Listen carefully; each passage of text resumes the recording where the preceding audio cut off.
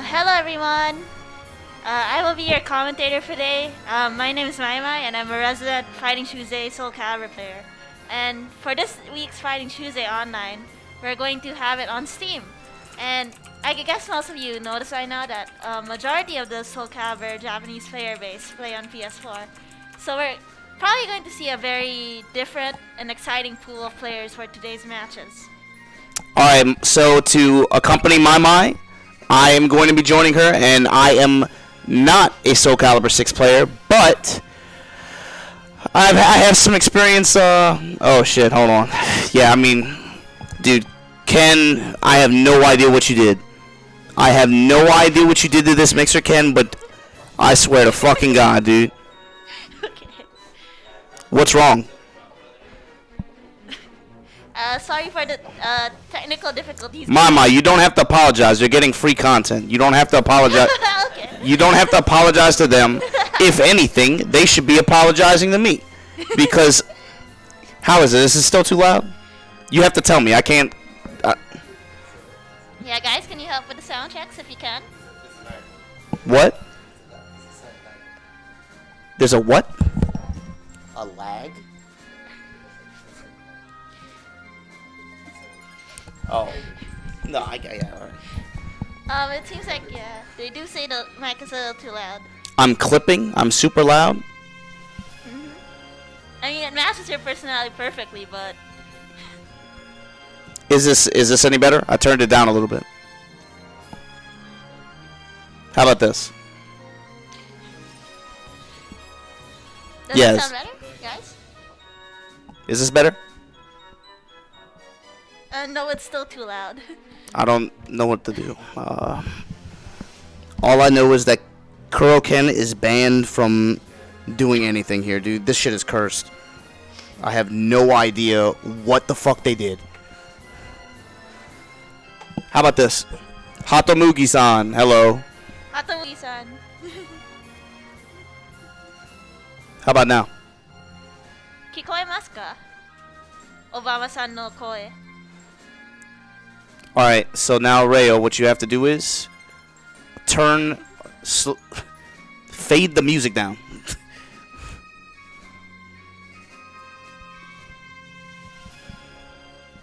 And then game music. So you guys should be able to hear game music, right? Yeah. How's this? It's better? Alright, if it's better, I guess we're gonna have to make do because Kuroken just fucked this shit raw. I mean, I have no idea what he did. This is the most, we're just gonna have to make do. Anyway, I guess I mess around with I'm almost twice as louder. That shouldn't, I don't know why. Yeah, just keep Whatever. us updated on the stream, guys, whether we sound too loud or too soft, yeah, just keep us updated in chat if you can. My gain is mad low and I turned up the compression, so we'll see. How about this? Is this better?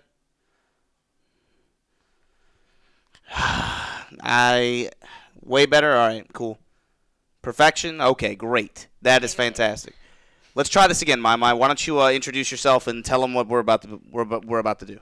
Alright, okay, it's time for take two. So hello, for those of you who don't know me, my name is Mai. I am a Soul Calibur player here based in Japan, and I'm a regular Fighting Tuesday goer. Today we're going to host Fighting Tuesday Online, but this time we're holding it on the Steam version of Soul Calibur. So That's right. So, obviously we've been running Fighting Tuesday and Fighting Tuesday Online for a while now, and like you were saying earlier, right?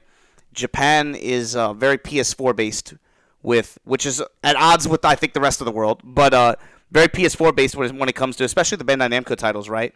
That's slowly been changing, I think, with Tekken, but with Soul Calibur, it's still kind of heavily PS4 based, like you were saying, right? But in my opinion, I think that in the future we're going to see a lot more Steam activity.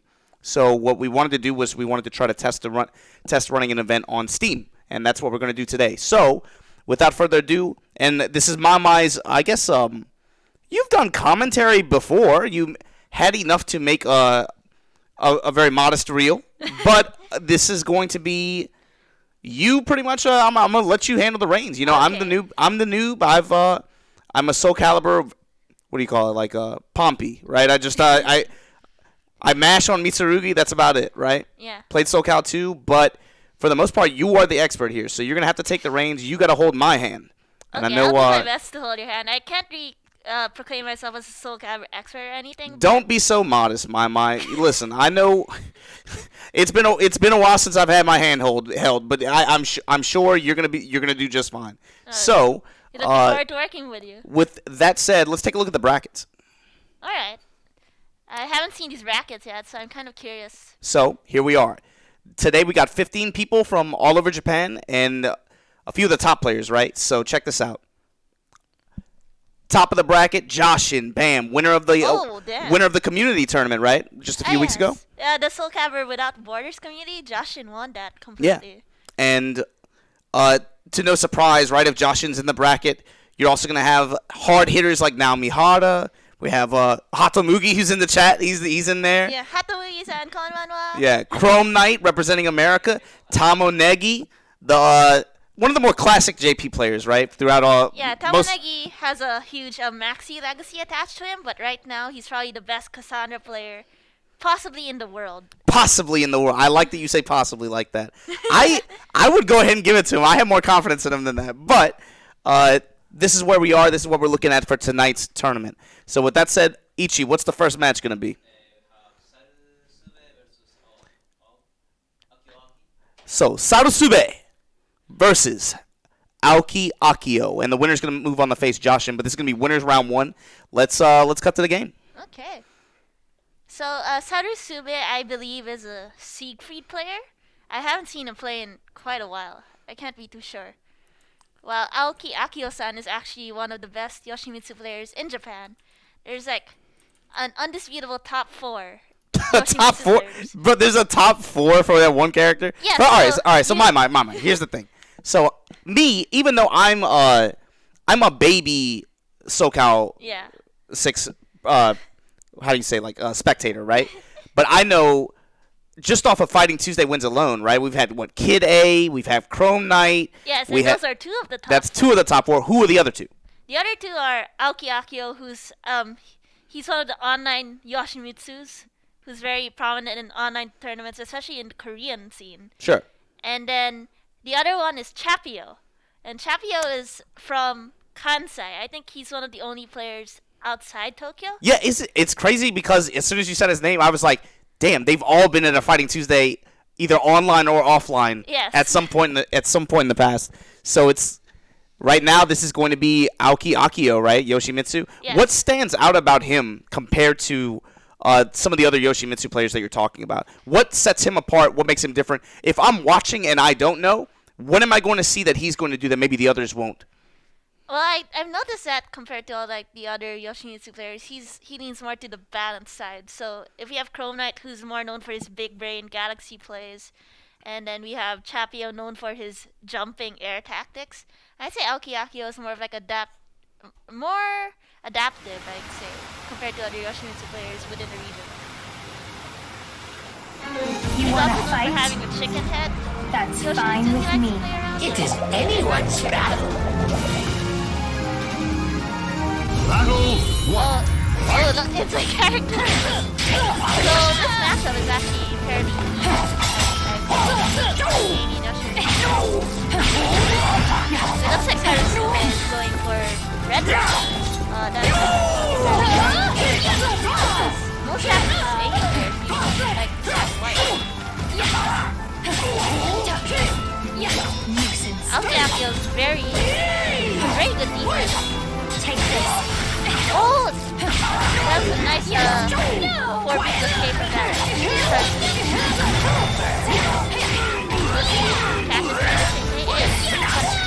AOKIAKIO blocks the one, being the reason.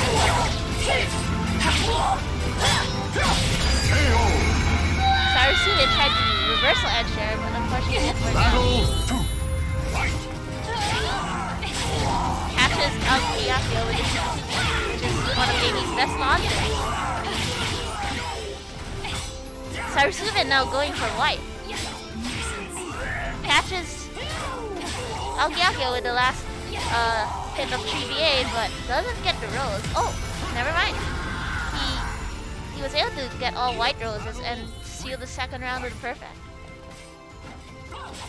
AOKIAKIO is demonstrating really good patience here. Oh, that's unfortunate. That 214B by Sarusube, the DP looking move, unfortunately that's -20. Sarusube tried to go for Amaryllis stance shenanigans there. Another really good sidestep from AOKIAKIO. Oh! And you don't really see many Amy players do this move during Soul Charge. The 3B into Reversal Edge. Sarusube 1 rolls away from hitting purple. Gets the lethal hit. Is this gonna kill? No! Okay.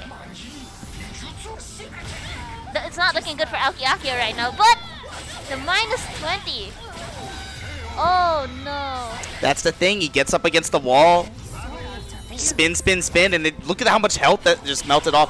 Sarusube just tried to move away, but he couldn't handle the pressure, right?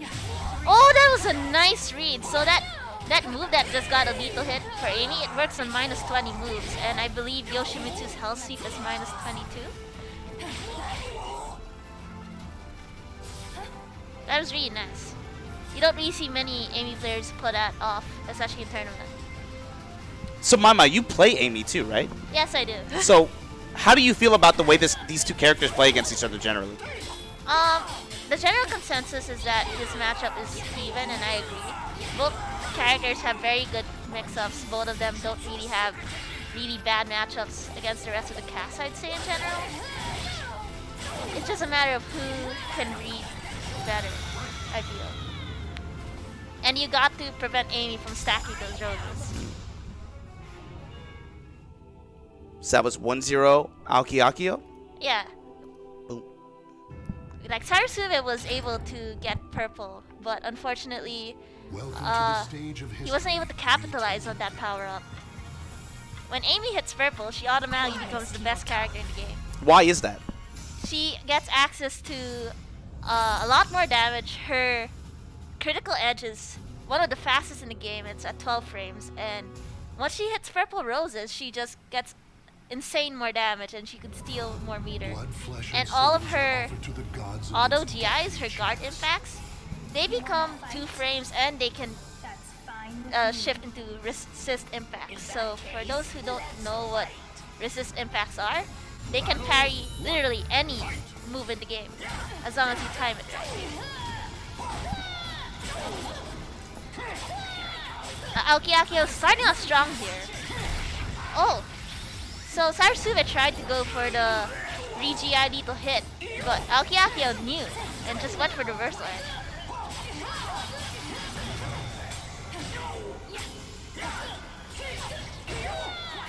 AOKIAKIO is very clearly reading Sarusube's defense right now. Yeah, he's playing at a fast pace too. You saw before Sarusube even got a chance to get up after that first knockdown, he already lost 50%. Just trying to get up, just trying to recover.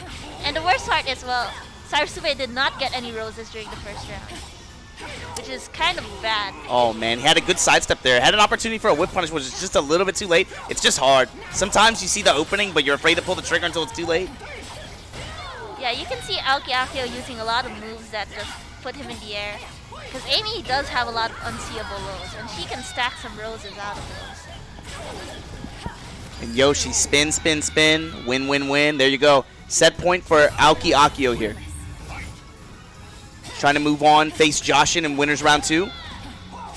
Now Sarusube, it's not looking good for him because he only has 1 rose each, but he does have the meter. But he's dangerously close to the edge. Nice read from AOKIAKIO blocking that low. It's, I believe, -60. Oh, unfortunately, the second hit misses. Sarusube not using his meter and dies for it. Yeah, and he had a couple opportunities, right? He had the, 2 raw launches back to back. Unfortunately, just not able to complete any combos or be able to try to get any carry, try to push back to the wall or try to reposition afterwards. But so AOKIAKIO ends up maintaining that wall ring out positioning, right? Yes. Able to just pile on the pressure, and Sarusube just kind of crumbles. But he's going to have a chance going into loser's bracket. AOKIAKIO moving on, of course. So, let's see here. That's 2-0. Gonna move on to face Jashin, like we said. What's the next match, Gigi? Namihara winners round, winners round 1? Bro, what are y'all doing? Speed run this shit. Come on, man. You should be on winners round 2 by now. Run all that shit. Run it all. Y'all trying to have me out here till 1 a.m., man? Come on. Namihara versus Chomo coming up? Oh, wow. Oh, boy. We're going to get another Amy match, actually, if that's the case. You sounded so excited just now. I'll tell you what. Usually, if the producer's not supposed to be heard when he does this, but since Kuroken fucked the mixer so bad, I'm afraid to even touch anything. So we're going to just do this raw. Yeah. Going to you in 3, 2, 1. Alright. Let's try this again. Try this again. When I count you down, you got to look at the camera. Okay. You don't be looking to the side and everything. that's some North America production stuff. You gotta look into the camera when I count you down, all right? Okay. So my mic going to you in 3, 2, 1. Say something. You gotta say something. say something. Say yeah. Thanks for watching again. You just you're just like a deer in headlights. What was it? All right, one more try. Okay, sorry. One more try. All right, my going to you in 3, 2, 1. What a nice match, and we have Namihara and Tomo up next, I believe. Yes. And Namihara, I have no idea who he's going to use actually for this tournament. Yeah, he's been on random select recently, right? A lot of different characters, kind of what. I was at the Battle for the Communities. He ran two different characters there, but they felt like in the week after I saw him playing, he was playing 2 different characters then too. Yeah, so obviously he's a dedicated Azul main, and right now he's been experimenting around with Cervantes and Astaroth, I believe. Although he did mention he does have a secret Maxi and Geralt pocket. So honestly, he really is a random select choice right now.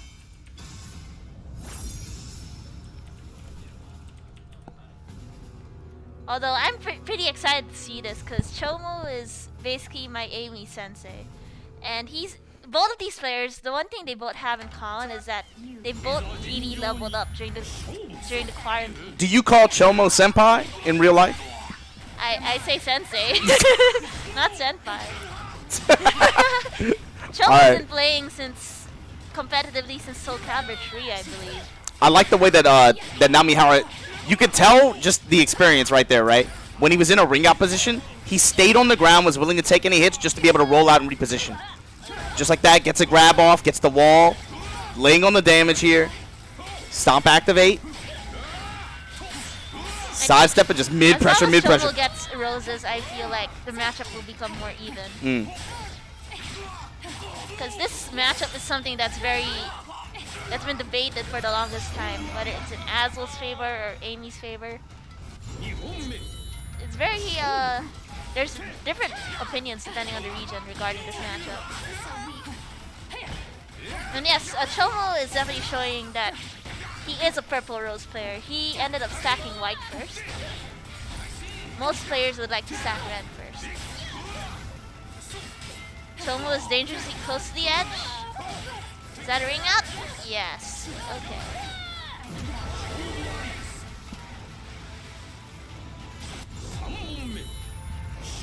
Yeah, I guess there are some people in chat who probably are surprised that there's someone using White Rose Amy.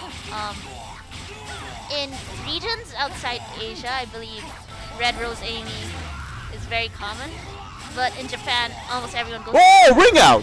Yeah. Yeah, I was sick. I was kind of worried because sometimes that combo drops, especially in online.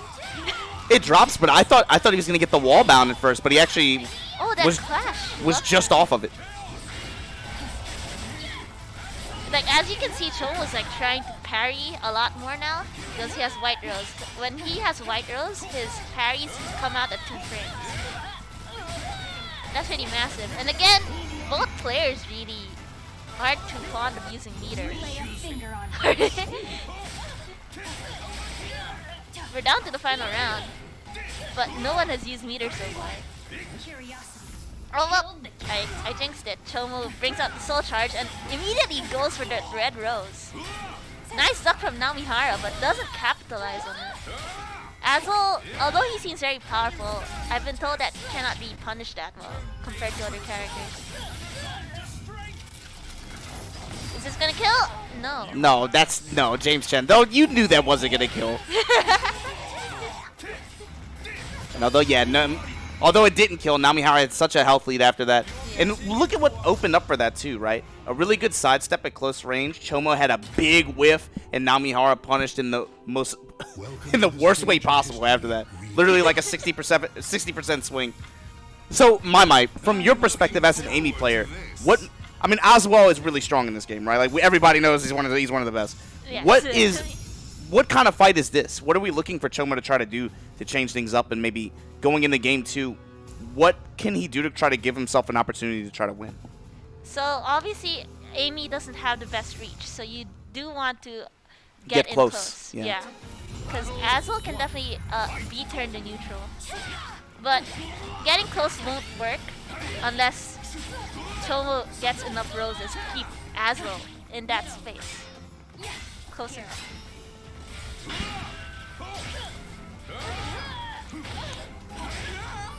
Yeah, and he's giving up a lot. He's giving up a lot of health just even trying to get into that range. And even when he gets in, now he's had really good calls, right? Lots of big launches up close. Like mainly the way an Amy player thinks is. Oh, but hold on. Oh, hold on. Oh. Right. Oh, come on. The jump from Namihara. Unfortunately, Amy is one of those characters who doesn't really have the best wall combos. Nor ring outs. Because usually when you start the game off with Amy, your priority is really to stack roses rather than actually going for damage. I like seeing that from Chomo, a lot more 3As. Which is a really fast mid horizontal. Wow, grab teleport. Goes in Nice Psycho block. Crusher. Nice blocking of the Quake there. Oh, the corner pressure and Jesus, Chomo just blocking with his face. Just got hit by everything in the corner. Again, Namihara is one of the best Azul players Oh yeah, for sure. in the country. I mean, he's one of the best players, period, in the country, right? Pretty highly ranked. Unfortunately, doesn't get the rose. Chomo gets a read. He's one white rose off from getting white, and there it is. Oh, drops combo though. Nice read. Using high parry 8 to cut off Namihara stepping. Thanks.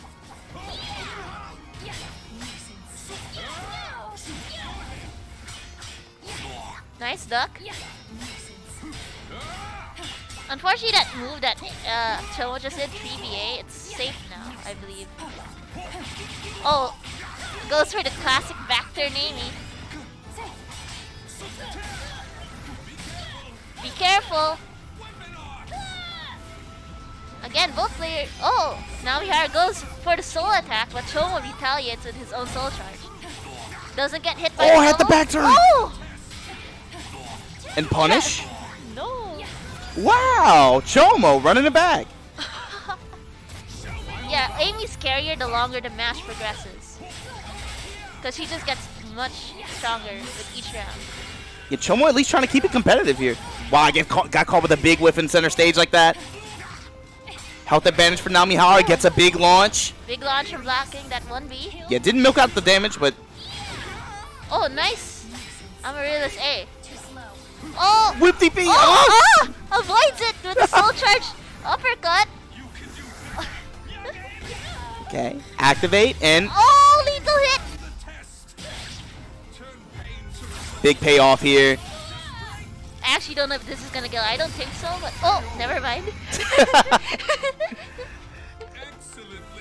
Yeah, Tomo was trying his hardest. Yeah, to get the well run fought, well fought. Namihara, I think that's what, 2-0, right? I believe it was 2-0, yeah. Namihara with the 2-0 win.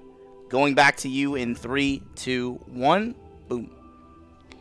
That was like such a nice match. I really like seeing Namihara's Azul. He's gotten a lot better since Evo Japan, and part of that is because Namihara's been picking up a lot of characters, and so has Chomo. Chomo has really been working his hardest to level up his purple Rose Amy. And I'm so excited to see more from him in Loser's Bracket. I can't really say how he will do, but I'm looking forward to it because I do have loyalty to him as my sensei. He taught me everything I know about Amy. I wonder what the next match is on stream. Oh, okay. Looks like we're having the Soul Calibur Without Borders Japan champion Jashin up next. I'm really looking forward to this because I know he's primarily known for his Hilda and his Ivy, but he's been grinding out his Setsuka the past few days. I believe his Setsuka is already at S rank online. I can't be too sure. Because Jashin is like one of the fathers of like the Japanese community. Like people like to make fun of him for like looking old, the GG, and how he's like balding and stuff. But he's really a nice guy. He's balding. who says that? Because if it's Twitch chat, they think everyone is balding. I've had the same hairline since like 2nd grade. Oh, but there's a difference because like the Japanese players like to use pictures of Jashin balding and use it as a meme sometimes. So yeah, Jashin versus AOKIAKIO. Earlier we saw AOKIAKIO just demolish Sarusue's Amy. I'm not too familiar with Hilda in general because Hilda is a very rare character actually, and also one of the hardest to play. What makes her so rare? Like, why is she so difficult in this version? Because there was a version of Soul Calibur where she was notorious. She used to be just really, really strong, but in this version she doesn't seem as popular. Why? So she was definitely known for being broken in Soul Calibur 4, but she's also one of Soul Calibur's only few charge characters, I'd say. And in this version, I wouldn't say she's that powerful. She's just a lot more honest as a character. There's nothing like incredibly cheap about the character, I'd say, compared to her previous iterations. But she's still relatively a solid character. I do think she's a character that is slept on because she's just so rare. It's rare to see players who use her competitively. But Jashin has been like grinding out this character ever since she came out. When she first came out, a lot of Japanese players, well, not just Japanese players, the general consensus was that she is one of the weakest characters in the roster. Yeah, but the thing is, this is Jashin too, right? Yeah. He's been doing really, really well, especially this year. Yeah, Jashin was actually one of the best Ivy players in the world before he switched to Hilda. He told me that after picking Hilda, he can no longer play Ivy. He's tried, he can't. He seems to really like high execution characters since he picked up Setsuka recently as well.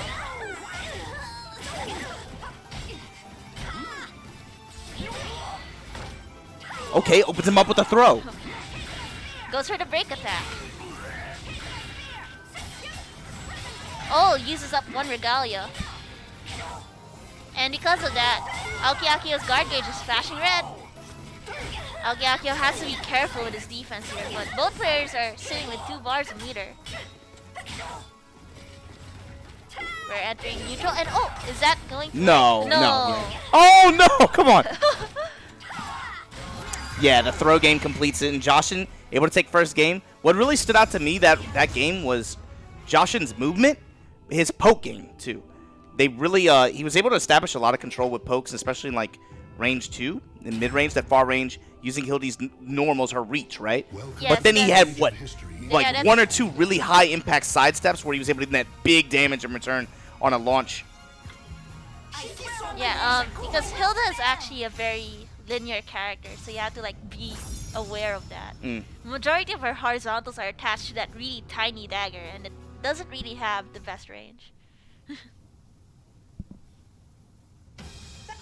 Battle 1. Fight. Although, this stage might be more in AOKIAKIO's favor. Why would you say that? Because Yoshimitsu is just really good ring out character. Oh, and this stage has no walls. Although, well, it doesn't really matter. Yoshimitsu is just good regardless of ring out or wall. The stage doesn't really matter. Jashin's whiff punishes though. Oh, goes for the suicide. I wonder what he's going to use that meter for.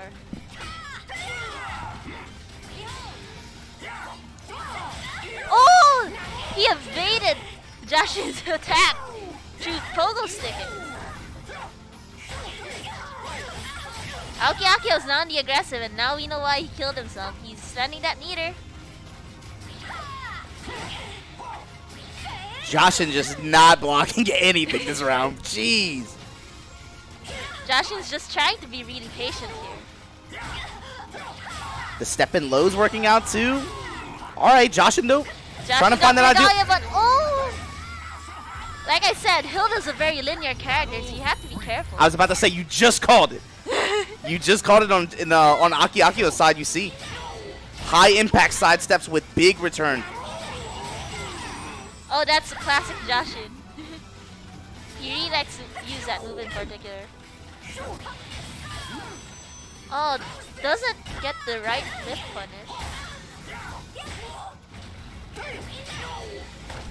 And Jashin right back at you. Good throw break. Goes for the CE and gets it. Okay, it wasn't as unfortunate as the previous round. Long whiff recovery window. I thought he would be able to block in time, but yeah, I'm surprised that hit too. Jashin able to bring it back though. Both players again with 2 bars of meter. Yeah, and 2 bars at the starts top. off the round with a lethal hit. Just like that, minus 50%. AOKIAKIO, pogo time. Pogo sticking around. What's he doing? What's this madman doing? What's this big brain play? This is the Yoshi experience. Abandon your humanity. Return to monk, samurai, monk, whatever you call it. Mid-range pokes working out for Jashin here. Sidestep. Some more break Guard break. attacks from Jashin over here. This is Yoshi's Island. AOKIAKIO. AOKIAKIO's You gotta about to defend let the his house. Go to waste. Oh no. That's Flying sword flash. in there? Helicopter. Oh, let's go. Goes for the super. He's gonna get some help out of that. Man, we still needs another. Oh, Oh! oh my God. 3B. Oh, I did not expect that. Still gotta take one more to be able to hold it down here. Yeah, but Jashin currently has 2 bars a meter. Okay, get a good counter hit there. Get some decent return. Got a really nice health sweep in there.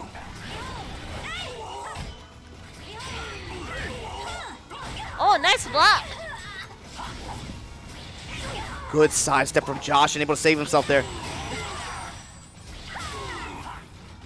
Yeah, no more gauge. Goes for the soul attack. And Oh! Jashin. Doesn't doesn't block the second hit. Yeah, so the thing is, AOKIAKIO, he was doing really. What did he change? What happened there for him to be doing so well that game compared to the first one? I'm very confused by just the way he used like the pogo sticking to go around Jashin's movement. He was just mixing and doing strings and again had really good movement too, especially those two rounds where he won. He really showcased some really high impact side steps, was able to get really big return, and also some reads. Yeah, some really strong reads. I was not expecting AOKIAKIO to get some of the runbacks he did that set. Going to you in 3, 2, 1. Hey. I'm really excited to see more. Again, this is not the end for AOKIAKIO. We do have a lot of Yoshimitsu players featured tonight. I'm not really too sure who's next on bracket, but hopefully we will see more from AOKIAKIO in the losers bracket, and Jashin is going to move on. I'm really looking forward. Obviously, he's one of the favorites to win tonight, but we definitely have a lot of other top players in bracket, so I'm really excited to see who will end up winning this Fighting Tuesday online, because honestly, it's anyone's game, really. I can't really predict. Why didn't you enter? Well, why didn't I win? Why didn't you enter? Because you asked me to comment. No, but you could play. It's fine. We got a setup right there. You could have entered. Right now? No, it's too late right now. Yeah, it's too late right now. It's like yeah, maybe next time. If the next time you hold this on Steam, maybe I'll enter. I'm still in the middle of like labbing and stuff because I started learning frame data last week. Wait, what? Yeah. You've been playing this game for 2 or 3 years. You just now started studying frame data. Yes. Yes. A lot of people would know me as an aggressive AE player. I play from my gut. I have the big brain moments. Yeah, you don't need frames to be a good player, but you definitely need to be more aware of your options when you're playing a game, right? Because being aware of all your options during any situation is what helps you become a better player. You just play. That's what I'm working on. I see what you're saying though. You just play from the heart. You don't, like numbers, long division. That's not your thing. Just go. You just go from experience, right? That's Yeah. That's old school. You used to not have frame data, right? Yeah, right now I'm just trying to learning what I can punish because I don't know what's punishable, what's plus or Yeah. what's See, minus. that's the big thing, especially like with the 3D games. Being able to optimize your punish game like that is super. I mean, with any game, it's super important, but you definitely feel it in. I feel like with like the high damage 3D games, especially like Tekken, Caliber, you feel it when you're doing like light punishes on something you could get a much bigger chunk for. You know, you're like, man, especially when you start to actually look at the frame data like that for the first time, you're like, hold on, I've been just jabbing this guy this whole time. You mean to tell me I could get like 70, 80 I could do 50% every time? What have I been doing all this time? It's a big eye opener for sure the first time. Yeah, it's definitely like a big eye opener, but I'm still gonna play the way I do. I'm definitely known for being a very aggressive player in this region. What's the next match, Ichi? Yeah, what's the next match? What's up? You're already Tamonegi. playing? Yeah, pick something else. Oh wow, I haven't seen him in so long actually. Tell you what, run Chrome Knight and Duke. Rayo, make sure those losers matches are running. Make sure those are running, and we'll do an ad break after this one. How about that? We'll do an ad break after this one. Make sure those losers matches are running. When we come back, we'll catch the winner of Tamonegi, Tamonegi, and Namihara SCJ. How's that sound? But for right now, put Chrome Knight. You know, Chrome Knight, he's been hanging out in the chat. Yeah, let's get some Chrome Knight in here. He absolutely wants the attention. He's been waiting to get on stream. He hit. We'll give it to him. Why not? Chrome. Sure. Chrome Knight is like my eternal rival in Fighting Tuesday. Does he play his customs when he plays you there? I guess not, right? I mean, he couldn't in wait. Red Bull, not exactly, He but couldn't wait to show off his customs. I told him customs are banned in this tournament though. I bumped into him a few times in ranked. Disclaimer: I've never beaten him unless it's like we're drunk. I can beat him if we're drunk, but Okay. but in terms of like actual what changes there? Like why when you drink like how does that work? So this is really funny, but when I'm drunk, I play safer. All right. Go off then. All right, cool. Wait, maybe. Well, so if that's how this works, you should just be drinking all the time when you play. Oh no, I'm a newbie to alcohol. Like it is Chrome. No, there's no. You're in Japan. There's nothing wrong with being an alcoholic here. They encourage it. I don't know if I want to do it now. Like, thank you, Surska. He's the one who introduced me to the world of alcohol. Yeah, well, Blame him. I'm saying, Mama, you want to fit in, don't you? You want like you're in Japan. You got to try to blend in, right? That's what it would. You don't want to stick out. Start drinking. I guess we should start out with this. So Duke Shimarisu, not many people know him, but he's one of the better talent players in Japan. Question: why is I feel like Talon is not that common to watch in competition in this game, in this version. Why is that? In this version, for Talon in general is like a very popular character in terms of the casual fan base of Soul Calibur. And she's very different, I'd say, in Soul Calibur 6 compared to other iterations, considering she has one very powerful mechanic, which is the reversal edge cancel. But what makes her, you probably don't see her as much in competition. Yeah, I guess like I mean like at the top. I feel like she's kind of rare at like towards the top. Like you said, she's really popular amongst casuals. I see her a lot at like the Goomba level, right? Yeah. But when it comes to like top players, top level competition, when you get to like that 0.01%, she's a little bit more absent than maybe some other characters. And the reason behind that is because if you know the matchup, it's hard for the Talon player to fight back. If Talon may look very fast, but her stance transitions aren't the safest compared to other characters. So if you know how to interrupt the Talon player, how to stop their momentum, it becomes a lot harder for the Talon player to retaliate.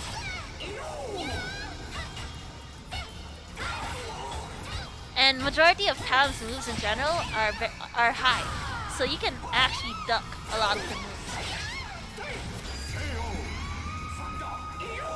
Chrome Knight is really feeling himself. But Nichiro has 2 bars of meter. Anything can happen with Talon and a bar of meter. You can expect to see out of nowhere. But Chrome Knight's guard gauge is flashing yellow. Like that, as you can see, Chrome Knight was able to interrupt the Windsalt stance from Talon when she was like flipping forward. If you know how to interrupt the character, it becomes very difficult for break at the to wall and then ring out. I didn't expect for the ring out. It looked like it was going to hit the wall. Nice hop over the hell sweep though. Nice launch. Oh, it clashed and now both players are back into neutral. Nice patience from Chrome Knight, waiting for Shimarisu to finish that reversal edge. Oh, Talon and Soul Charge is very scary. You can expect a lot of damage. You just can't play Brain Dead. Oh! No!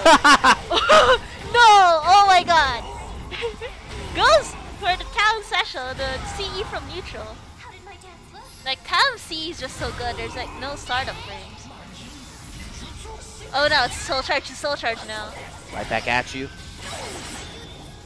Oh! What a step. And gets the back turn hit. Oh, man. Oh my god.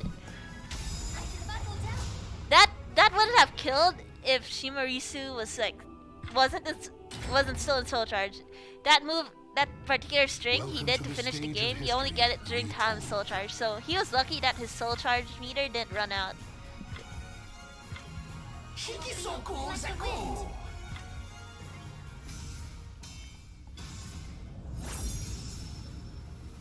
Although, let's see how Chrome Knight can turn this around, because Chrome Knight's done like a lot of runbacks in the past. Mama, do you have Netflix? Do I have Netflix? Yeah. Not really. You know what I watched the other night? What? The Last Samurai, starring Tom Cruise. Oh. That's a weird movie. Why would Tom Cruise be the Last Samurai? I- Chrome Knight right now is channeling that power, channeling that energy. He is as the sole Gaijin in this tournament. Actually, no, that's not even true. But you know what? Irish Fat Man doesn't count. Irish Fat Man doesn't count. No, but SCJ is also Gaijin. No, that doesn't. He doesn't count. He doesn't count. Chrome Knight is the Last Samurai. I'm rooting for my fellow Gaijins here, but Chrome Knight isn't the only one. Chrome Knight came on the black ships, trying to open up the gates. Oh my god, it gets the perfect in response. The Tekken fists of power. Like, there are other Gaijins aside from Chrome Knight. He's just our leader. No, Irish Fat Man in the movie, he's the reporter. he's the reporter. Chrome Knight is channeling Tom Cruise energy right now. Wind stance just blocking. Both players are just like constantly in the air. Yeah, you see Chrome Knight trying to move Oh, around, nice trying to guard. RI, but whiffs the hop. Whiffs the 90. Oh, Yoshimitsu and Wall, the best combo you'll ever see.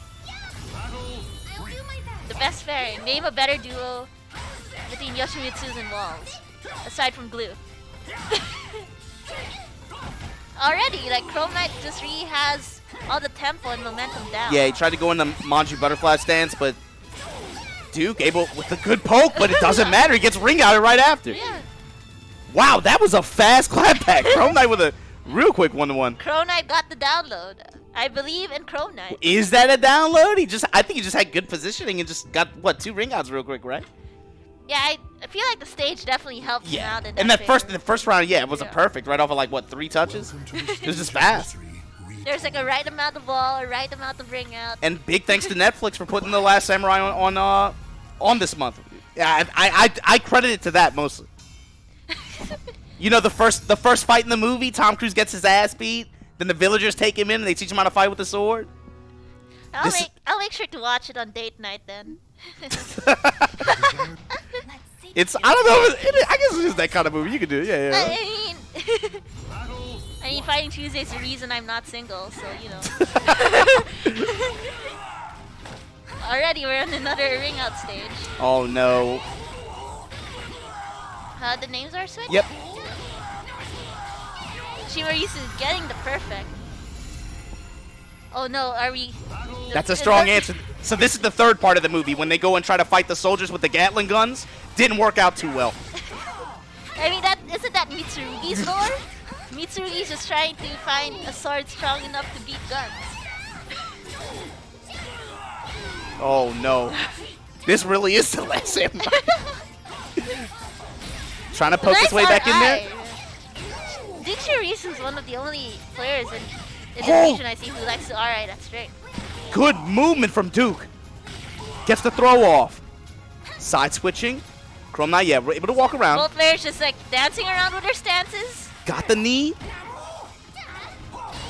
Oh, gets hit. Yeah, Hospital gets clipped. Oh my god. Chrome Knight right back at you. Okay. Oh my god. Did you see the sick way he avoided that low? Oh my god. Chrome Knight is big brain. Oh, shit. Are you sure big brain? Is that what you want to call it? The glue brain, maybe? He's on that exotic potpourri or something, man. Whatever. Here we go. Block on the knee.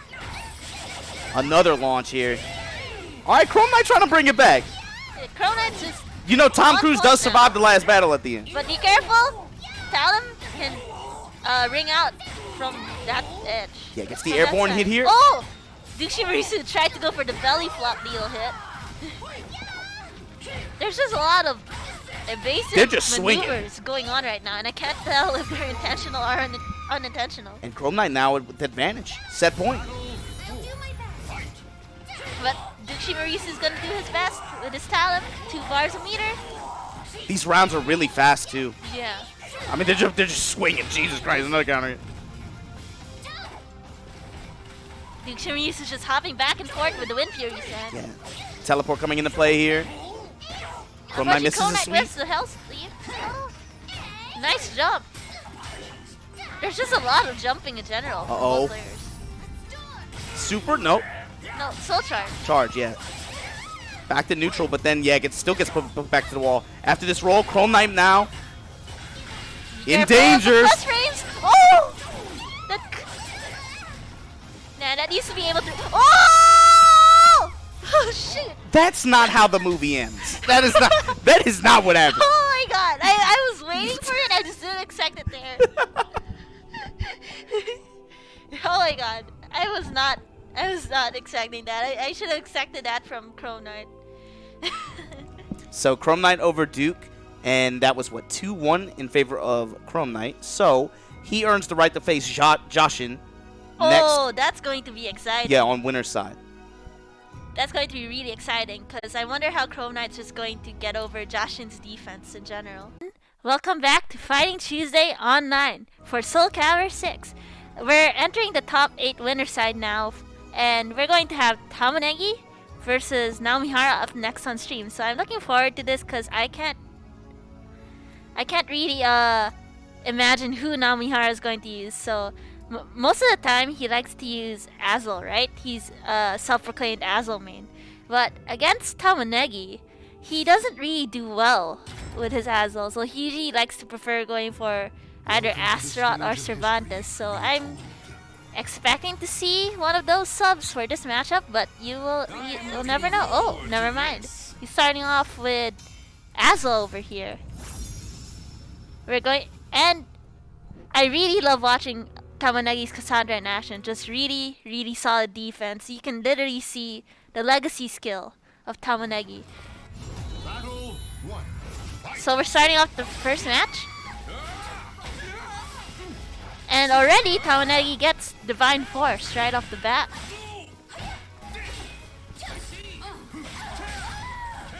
Chaos! But he fakes it. Again, Tamonegi just really abusing Cassandra's plus frames right now. You do not want to be in close range against this character.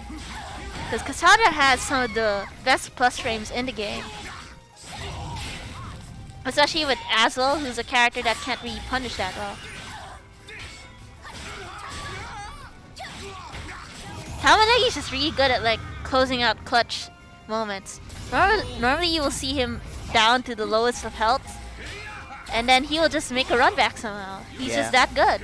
It's also the experience too. I mean, Namihara is also really experienced too, right? But Tamonegi in particular has been one of the top players for a long time across multiple versions, right? And the crazy thing is, Cassandra isn't even technically his Soul Calibur main. Yeah. It's technically Algol. Algol hasn't made a return yet. And this isn't looking good for Tamonegi right now with his guard gauge blinking red. And almost to no... Oh, but surviving so far in the Magic Pixel, and... Oh, the 2A does it. Oh, the taunt from Namihara. He's healing himself right now. Namihara is cheeky, isn't he? Yes, he's a very cheeky person, the living meme of the Japanese community. If you've seen his stick, it's just literally pictures of himself. I got that on his impression stick. from him as well.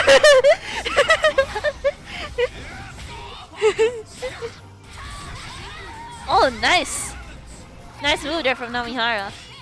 But you can't count Tamonegi out yet. Oh, but this will kill. This will kill.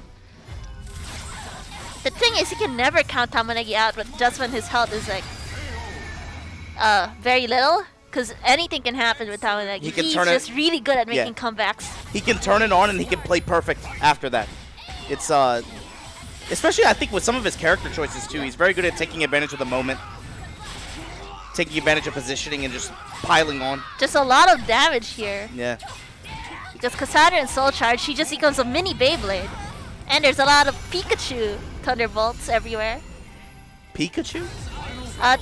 Cassandra's mechanic is she she summons lightning and explosions. It's fine. That's cool. I caught me off guard. All right. I mean, Pikachu? It's either you take the thunder or the butt. That's Pikachu. That's Pikachu. Sir Scott, you know that song? Cassandra Chu, maybe. Stays down, tries to roll on out. Namihara catches him though. Gets the muscle buster. Yep. See, right there, there was some ass play there. But punishes with a super.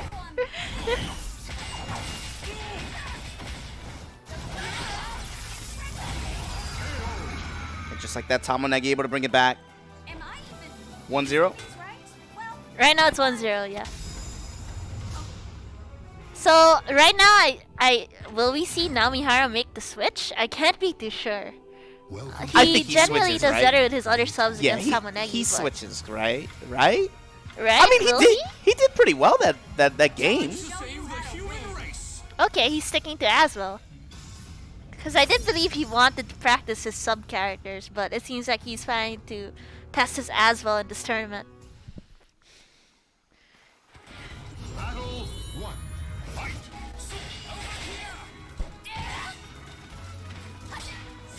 In the Moonlit Forest stage, This is one of Cassandra my- with more plus frames. This is one of the stages I like in this game.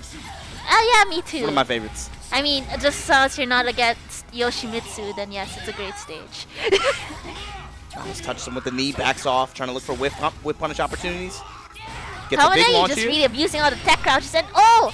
No one really expects the unblockable from Tamanegi sometimes. Yeah, you saw he gave up the ender just to be able to charge it up and have him wake up into it. Pays off, able to score the round. Battle 2. Fight. Nice whiff punish. Oh! Uh-oh. Namihara gets the right read with that break attack. And that's a lot of damage. A lot of damage, a lot of carry too. And Tamanegi's guard gauge is already blinking yellow. Very quick. And he's at the wall. Trying to just charge his way out of there, gets a sidestep, able to take positional advantage here.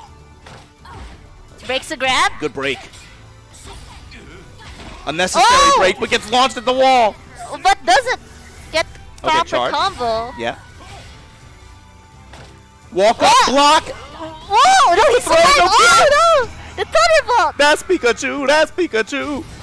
Tamanegi's been doing that since Soul Calibur without Warriors. Just walk up, grab, and then thunderbolt their ass on wake up. It's amazing. Tamonegi just re-embodying the Pikachu spirit. Be careful! Unfortunately, Tamonegi wasn't careful there. You think Aswell watches Fox News? Does he? He looks like he watches Fox News. Here we go. Tamonegi trying to get back to center stage. Oh, Switch that's up. a lethal Yeah, hit. this is gonna be a big return.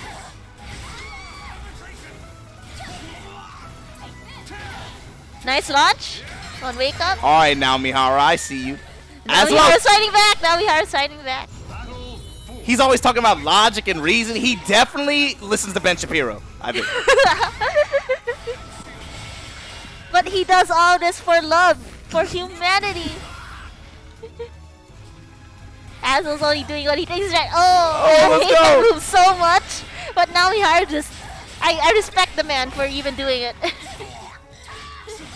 These lows really working out for Tamonegi so far, trying to give himself a chance. But Tamanegi has Divine Force. Anything can happen The with Shining Blade. And the Again. drop. Muscle Buster. Nice, now nice Mihara. 9A.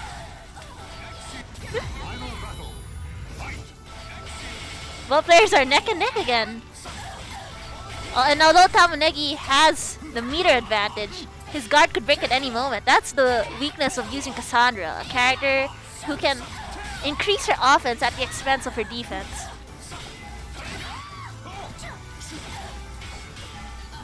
Wakes up into the low. Charge. Gonna go back Soul to neutral charge. here. Are we gonna see some Beyblade shenanigans? No, we are seeing Pikachu shenanigans. Now Mihara wise to it. Just continues moving to the left. Oh, here we go. Ben Shapiro install. Oh, both of these characters are actually big. Oh, drops the combo! Oh.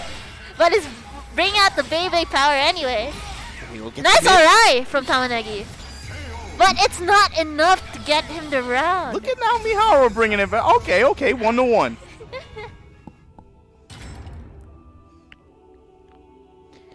Just wow. Just wow. I haven't seen Namihara play this well against Tamonegi before. With his Azel specifically. I've seen him do really well with his Astaroth against Tamonegi, but not so much with his Azel. So this is really nice to see. And we're heading to the new stage, Setsuka stage, the Murakuma Shrine. Thankfully, this is on Steam, so I don't think the bugs will happen, but we'll see. This is just a really beautiful looking stage. Nice. Nice Tamonegi set scores a crouch. big launch at the start of the round. Back turn catches the mid. Why not Nice just stuff out, from Namihara. Just out poking. Namihara trying to bring it back, but eating mid after mid after mid. And Bug yeah, again. they ate another mid over there. Battle 2. Fight.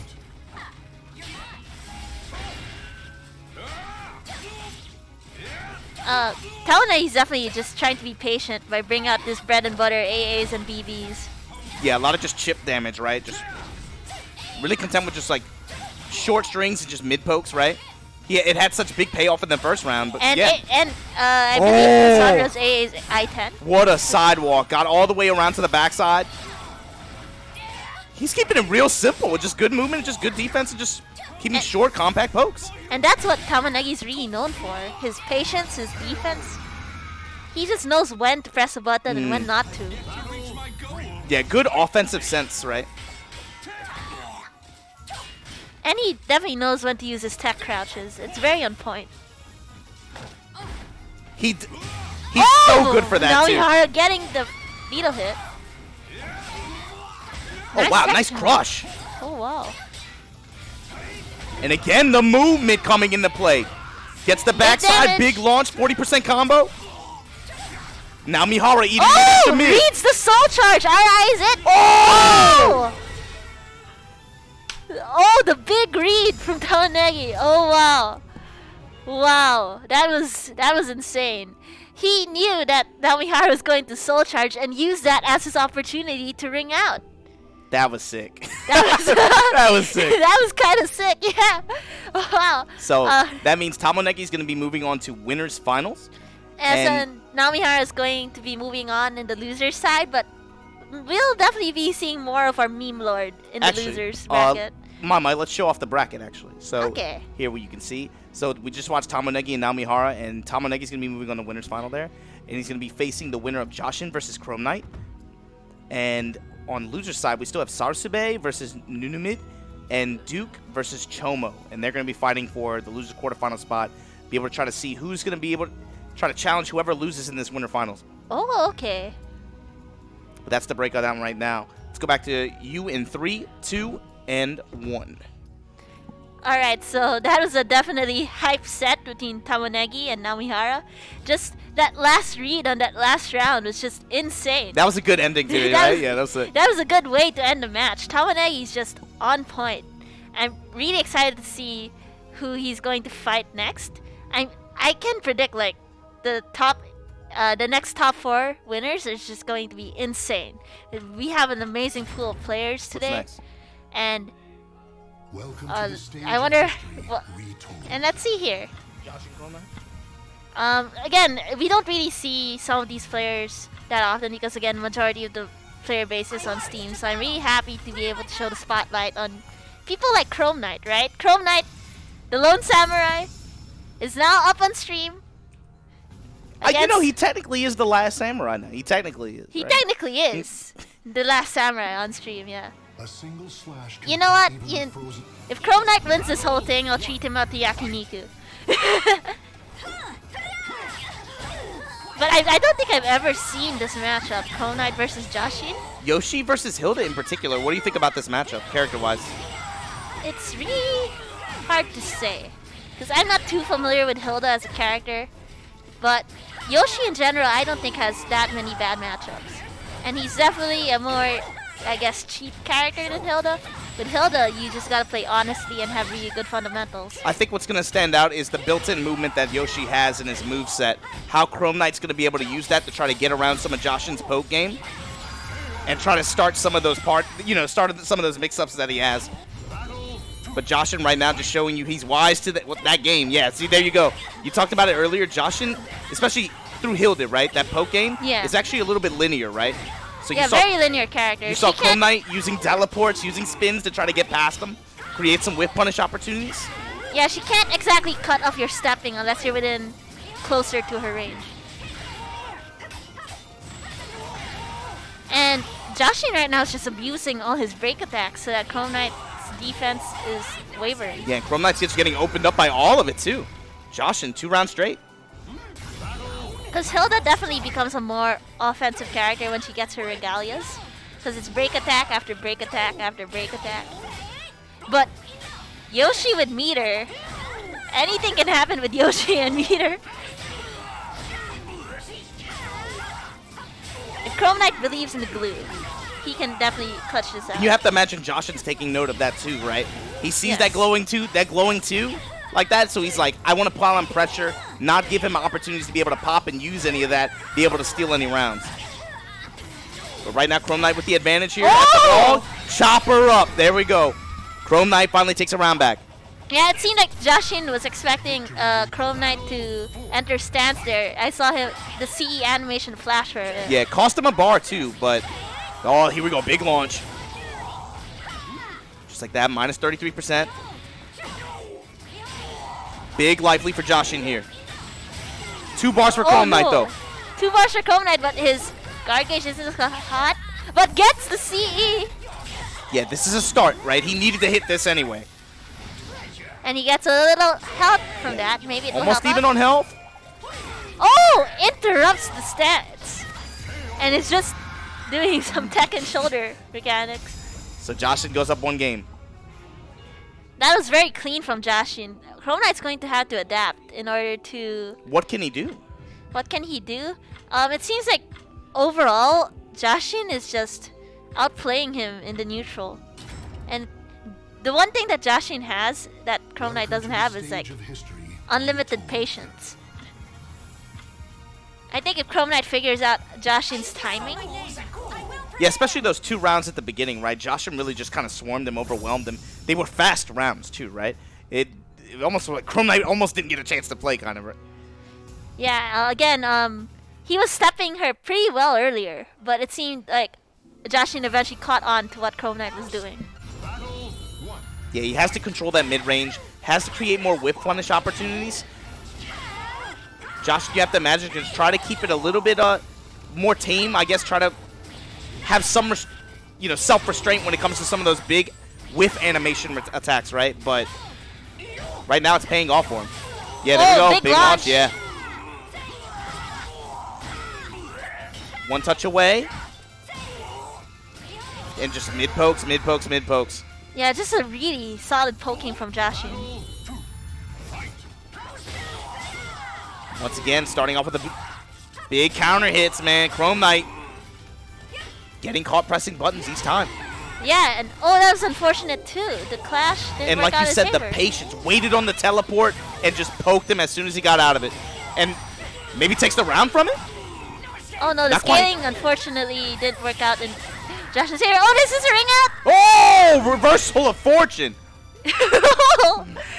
the post taunting there, the post win taunting from Chrome Knight. Again, like, that's a strength of Yoshimitsu. He could just ring out from halfway across the screen. And even with his back to the edge.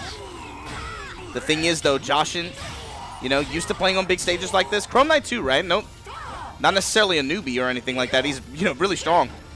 But the thing is, be able to shake off that kind of round, right? That was just like, that's just a Yoshi round. On Yoshi's Island like that, you can't let that get to you, right?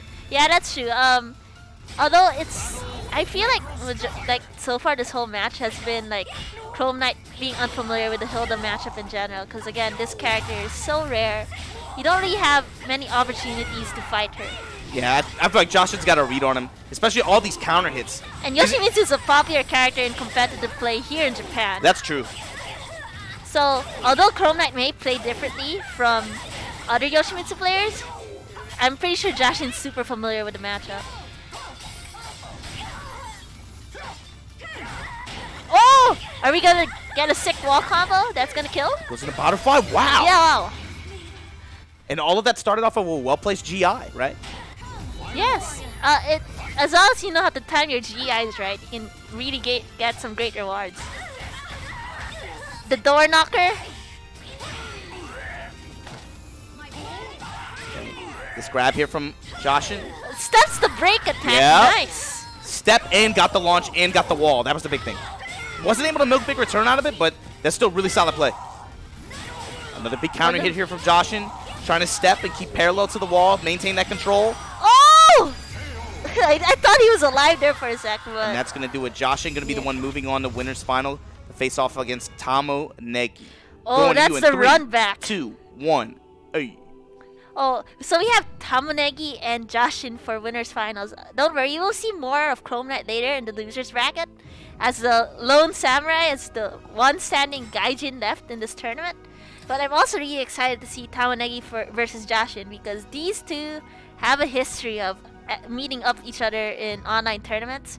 And with the most recent Soul Calibur Without Borders event, Jashin won, and it was a very close grand final. These two always, in grand finals, they just have back and forth matches. It's always very clutch. So I'm really excited to see who wins this time around, whether Tamonegi's going to get the run back or Jashin's going to keep this win streak for now, in terms of their lore. So, who do you have up next? I believe it's going to be Namihara going up against Tomo. Namihara versus Chomo. Didn't we see this earlier?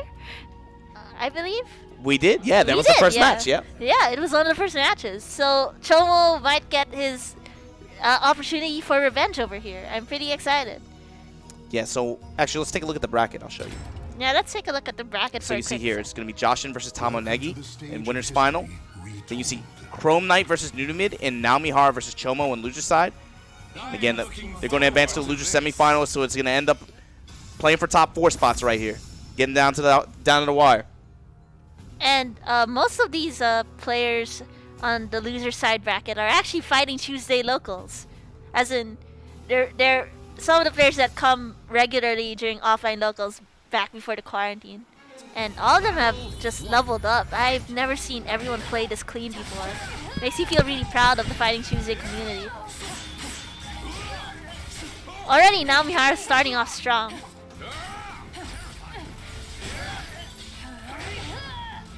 Tomo's just panicking in terms of defense right now.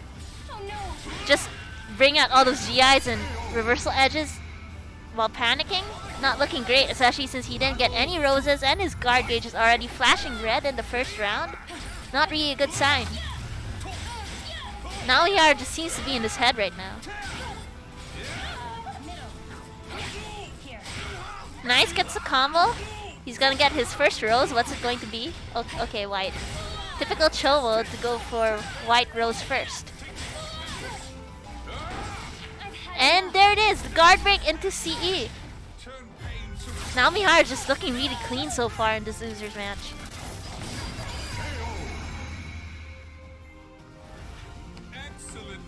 Excellently done, Namihara. Excellently done. Yeah, it's going to be hard for Tomo specifically to make a comeback over here, especially with barely any roses on the board. But he still has 2 bars of meter to use. Namihara reads the 1B. Nice mid parry from Tomo. This might be the momentum he needs to get things back. Unfortunately, he gets hit by the Muscle Buster. He wasn't careful there.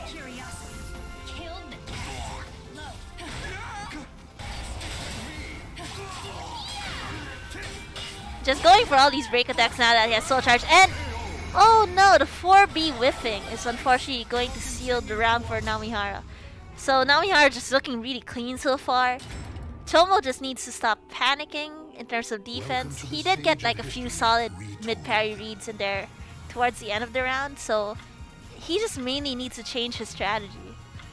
I am looking forward to this.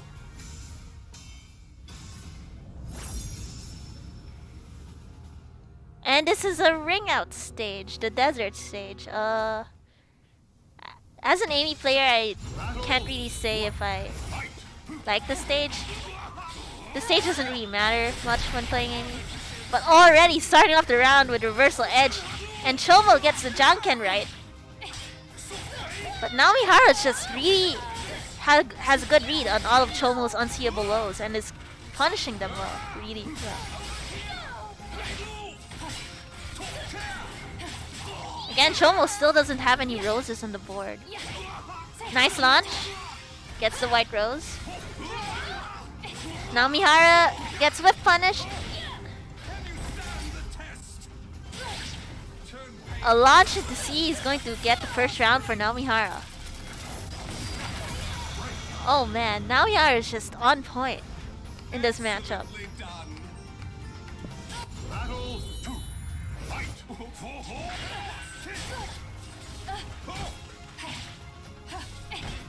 Nice mid parries. Okay, Tomo's now delaying his 1B timing so that Namihara doesn't expect them. Gets caught. Unfortunately, Tomo's just not doing too well with his parries right now. He's not really getting the best of reads. And Namihara's just exploiting that.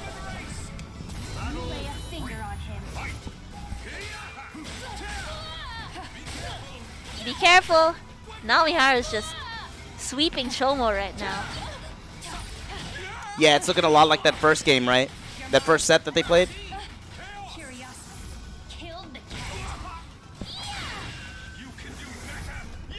Both players are in Soul Charge right now. What is Namihara going to do against young Amy? Wow. Wow. Off the mid, That yeah. was just super clean. The way Namihara just interrupted the 6VB into stance, just super clean. Namihara is just demonstrating his knowledge of the matchup. Good run for Tomo. It seems like Namihara was the gatekeeper for him in this tournament. Yeah, to lose in double jeopardy like that happens sometimes, but no shame. Namihara, you know, pretty solid player out here.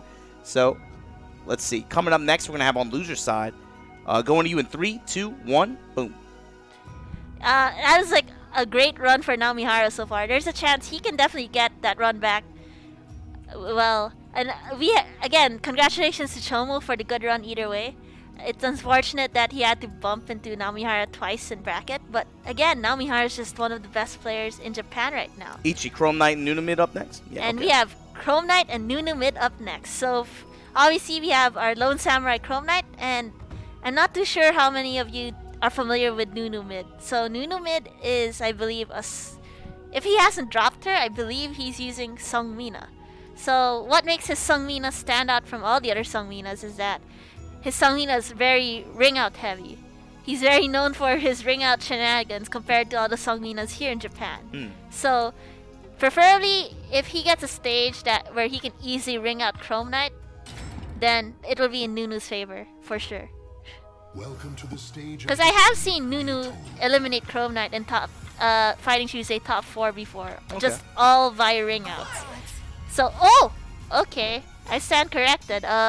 He's not using Sungmina, he's using Sophidia, so I'm not really sure what to expect here.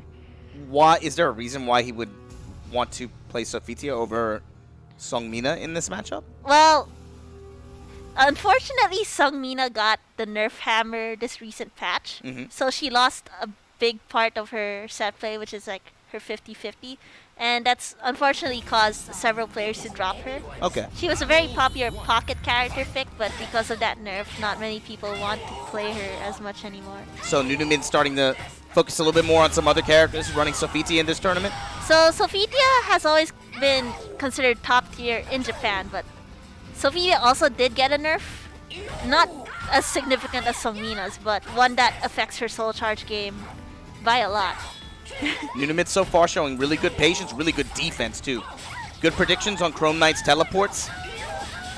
That's the first time he's been opened up so far. It's kind of a slow round so far. Clipped by the last slash. Nice big uppercut there. Chipping away with the lows and then finishes him off with the mid. Yo, Nunu mid. Yeah, you gotta be careful when fighting Sophitia because she just tech crouches a lot.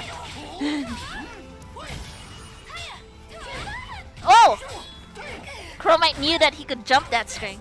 That was just really smart. Alright, Chrome Knight with a big opportunity here. Big health lead. But cracked at the wall in a big way. The 1K, do you see that low kick he's doing? That's the #1 enemy of Japanese players. Why? That low kick Sophitia keeps doing. What's so good about it? It's an unseeable low, and if you charge it, when they GI, it becomes a lethal hit. Wow, okay. It's the Shiwapon special, actually. We haven't seen too much of Shiwapon recently because he told me his internet got nerfed ever since the quarantine. But it seems like Nunu mid's channeling his inner Shiwapon, which is great.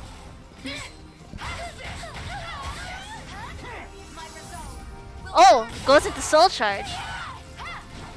In Soul Charge, Sophitia's moves just become a lot safer. Push to the wall here, fighting out the corner. Good block, but then a big... no punish! That's one of the most punishable moves in the game, and Chrome Knight just missed that opportunity to win the round. Another charge? Gets into the Angel Step A+B. So that move is what I was talking about in terms of one of her significant nerfs. So usually when Sophitia players get Soul Charge, they would just spam that move because it's +2 and it jails. But now the nerf is you can't use it as much. But he went for it anyway.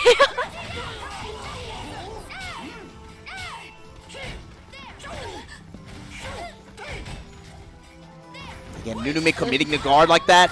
Finally gets opened up by a big sidestep.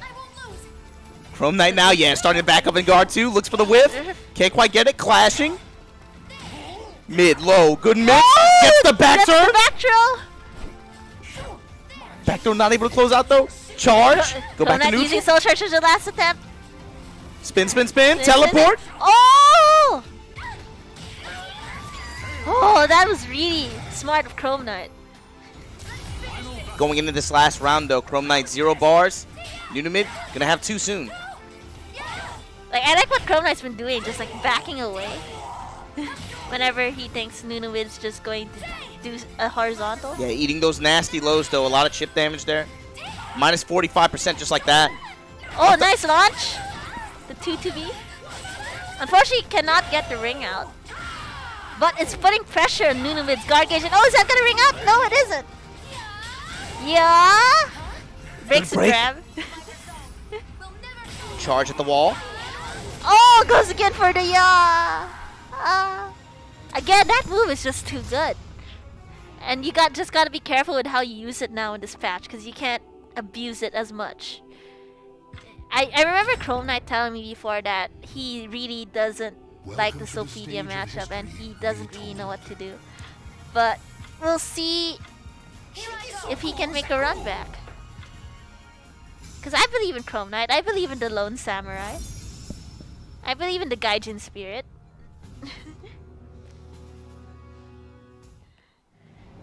I don't believe it. I don't. Oh, betraying your own kind. Chrome Knight's okay. I do not believe in Gaijin's spirit. Have you been watching the news this year?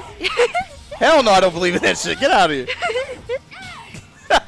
Chrome Knight though, trying to keep this competitive. I gotta believe I'm part of Chrome Knight and Fun Boys. Yeah, and there's that mental frame advantage off that flip kick. You saw Chrome Knight letting it go the first time, thought he was gonna flip kick after with the follow-up. Nunumid doesn't do it the first time, does it the second time, sidestep, gets the uppercut. Nunumid just likes to use 2-2, that long string where he just hops in the air. That's very dangerous to do because it is one of the most punishable strings in the game. But it's been working out for him, I respect that. Step and slash again from Chrome Knight. Nice block of the 1K from Chrome Knight. Yeah, just anticipated it, right? Oh, that's the worst feeling, dude. When you commit the guard, and then you finally let go, and then the opponent just has your timing down just like that. Spin, spin, spin. Good return so far from Chrome Knight. Big hits. Doesn't get the optimal punish there, but oh, drops the combo. Launch big drop. Both players just being patient right now. It's trying to walk, just like a lot of lateral movement here. Gets the low into a sweep. Oh man. Nice sweep. Oh, no one blocks that online. And it worked. It worked against Nunumid. Goes for the kangaroo kick pressure. Nice break. Nice step into the pogo stick into. Oh! Wow. That's gonna ring Nunumid out. Yo, Chrome Knight. Yo, Chrome Knight using Nunumid's specialty against him. But Nunumid with 2 bars of meter and he could solo charge and do anytime. Yeah, nice float there. Charge to push him back. Now. Yeah. Oh, well. Able to block just in time. Gets hit by the butterfly attack. Chrome Knight is slowly pushing Nunumid more and more towards the wall. Nunumid not too worried about it though. Just gonna try to be able to circumvent that just by using just good side movement, right? Yes. Now you got a problem though. Oh, doesn't get the wall spat, unfortunately. Oh, the 668 seals the deal. That's the sign if there. A lot of aggressive Sopedia players like to use that move to cut off step. Nice hell sweep. Chrome Knight's really had good payout off of just off the hell sweep off the block, right? It's just really good. Yeah. Nice block. How's this? Nunumid's resolve isn't going to falter. What's he going to do with the soul charge? And yeah. Charge to back him up. Oh! Okay. Nunumid tried to go for the RI there, but read the wrong mix-up. Yeah, charge to deny the finish though. Oh! The projectile barely reaches. Chrome Knight evening up the score here, 1-1. Whoever wins the next one will move on. Yeah, to face Namihara for the last loser semi spot. Oh, that would be very interesting. I have no idea who's going to take it between these two. But best of luck to both players. I'm just really excited to see what Chrome Knight is going to do, if we're going to see more big brain Galaxy moments, because it seems like he's slowly gotten more used to the matchup, slowly gotten used to Nunu mid's tempo a bit We haven't more. really seen anything too crazy from him. He's just been at kind of just honest gameplay right there, right? Yeah, very honest. And he's definitely avoiding using too much Yeah, just high good- moves. Good especially counter since- poking, good just side movement too. Yeah, and you gotta be careful because Sophidia can tech crouch a lot of the stuff Yoshimitsu does. And although Chrome Knight, you see him committing the guard, he's just getting opened up over and over again. There's the lows, and then and as soon as he Yes, preemptively 1K reads- is considered, again, her lows, Sophidia's lows are considered a form of oppression in the Japanese community. No one probably who hates that kick more than you, Toto. Wow. No. Feints with Manji, Butterfly goes low after. Oh, Trying to go for a side throw, can't quite get it. nice block. But unfortunately can't do anything about it. It's safe to hold. Oh! Calls out reversal edge. Just out of range, Chrome Knight barely gets that slash in. That was max range, jeez. Yeah, just at the tip range, catching Nunu mid-stepping like that. Yeah, that was obvious. You knew that Nunu was gonna want to step in that situation. Oh, gets the wall. Is this Indian port walls are not the best? I'm not too sure if he could have rung out there.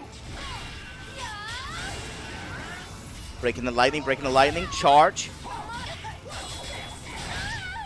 You can see that Nunu mid is aware of Yoshimitsu's mix-ups in SC, because unblockables for days, so you want an RI. Unfortunately, he mistimed his RI a while ago. And Chrome Knight now, set point. Trying to fight for the last spot in this top 4. Oh, reads the low! And gets a really great reward out of it. Steals some Nunu mid's meter. And then goes low on wake up again. Again Again and again. Chop, chop, chop. Charge to blow him back. Takes to the skies. Doesn't work out that No. time. Gets uppercutted. Now Nunu mid. Nunu Wow, mid- leaping oh. slash, but Chrome Knight with the superior movement. Look at the return, and then finally able to close it out with the mid as trying to recover there. But Chrome Knight could be the one moving on here. Nunu mid just got a little too button happy and mashy during his soul charge attack. You could tell that he was panicking. What did Chrome Knight do exactly? I felt like he just settled it down a little bit in terms of trying to just swing. You saw him go for a lot more side movement to try to get bigger whip punish opportunities, a lot more mid pokes, but also he committed the guard a lot more a lot of times. He's just willing to block. That's true. I'm not too sure what the mindset was there, but it was working for him because Nunu seems to be a very aggressive Sophidia player because most Sophidia players are more punishment based. You're going to want to stab every time there's something that's a minus 14. Okay, so let's check out the bracket. So as you guys can see, Jashin versus Tamonegi, that's going to be your winner's final match, and Chrome Knight was the winner here, so he's going to move on to face Namihara here in losers semifinals. Are you good for an ad break? You good? You got that video? You just need one. All right. But before we get to this top 4, we are going to do a short ad break, guys. Let's try this again. Going to you in 3, 2, 1. I want you to do the speech and everything. Okay. So we're going to enter the top 4 matches in a bit. So in winners finals, again, we have Jashin versus Tamonegi, and we have Namihara and Chrome Knight in the losers bracket. But before we get to those awesome hype matches, we're going to enter an ad break here. So please, guys, stay tuned. We're going to bring you the best matches, and see you in a bit. All right, my. So one thing. If you never don't say an ad break. You can't just say an ad break. You gotta be like, let's hear from some of our partners. You gotta say, just dress it up. Say something not ad break. But first, check out these great products. Or like, check out this something. Let's just try something like that. All right. First, check out some of these spicy commercials brought to you by Obama, because they're making me hungry watching it too. I haven't had jambalaya. The last time I had one was from Sirska, so please look forward to the delicious commercials you're about to see on stream. I don't know if this is gonna be delicious, but we're gonna check it out. All right, let's go.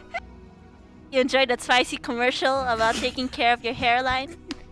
Again, we're going to move into top 4 now. I believe we're starting with the winners finals. Yes, I do believe we are going to start off with Jashin versus Tamonegi. Now, this is going to be an interesting run back from Soul Calibur Without Borders, because these two were in the grand finals, and both of these players just, whenever they play, you just see a really good demonstration of patience and defense you don't really see from other players. When these two play, it's like a whole different world, a whole different form of caliber. Yeah, well, this is the top class in Japan, right? Like, both of these players, as you mentioned. But they're in winners finals for a reason, so here we go. We're in the desert stage, which is everyone's favorite stage. I say this, but let's see, because both players just are very defensive players in general in terms of how they play. They're very pokey. Yeah, Tamonegi not really trying to get into that mid-range battle with Hilda, right? Trying to just rush down, get up close in her grill. Maybe look for a big sidestep opportunity, be able to try to whip punish if Jashin's feeling frisky and wants to poke. But generally just trying to stick, play real compact. Yeah, not working out for him though. Jashin able to get to that mid-range. Now when it's Poke City. Because even if Tamonegi does get in, it's a oh, nice reaction from Jashin there. Most players don't really RI that unblockable setup by Tamonegi, but Jashin seems to be very aware. Now the thing is, even if Tamonegi gets close enough for Jashin to be able to use his horizontals, because Cassandra just has really good plus frames when she's up close, Jashin really has to be patient.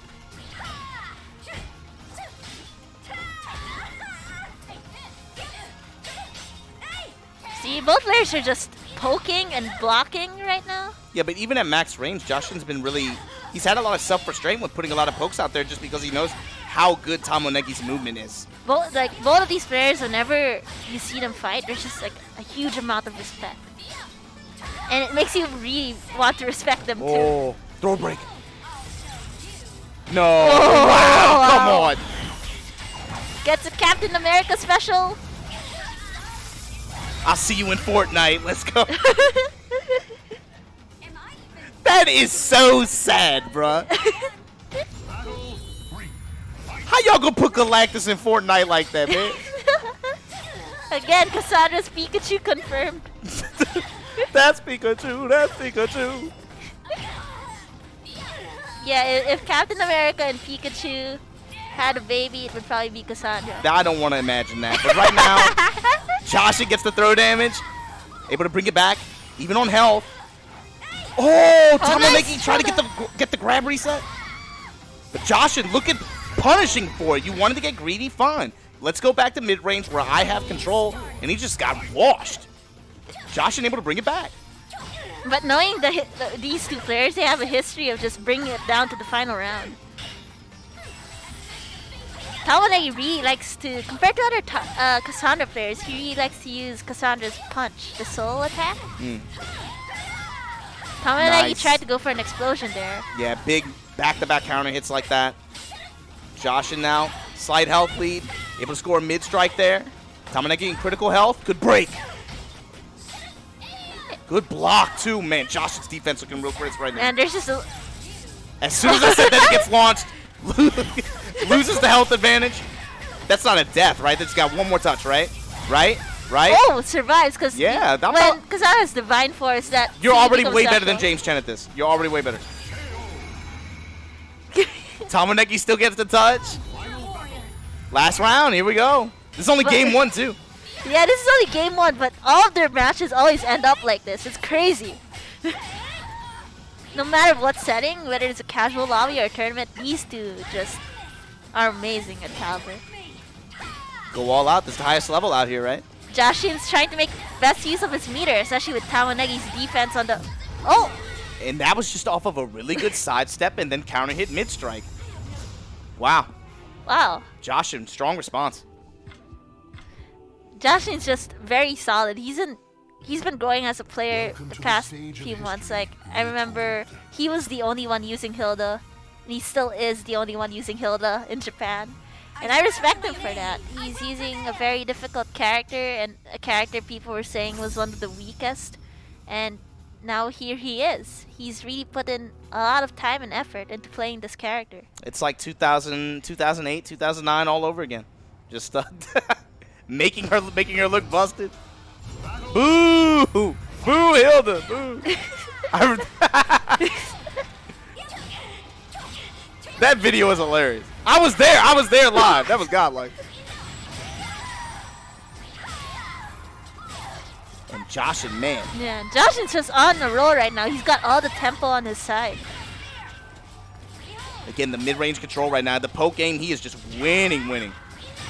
Break attack again, mid-strike. Yeah, that was a clean round. Very clean round from Jashin.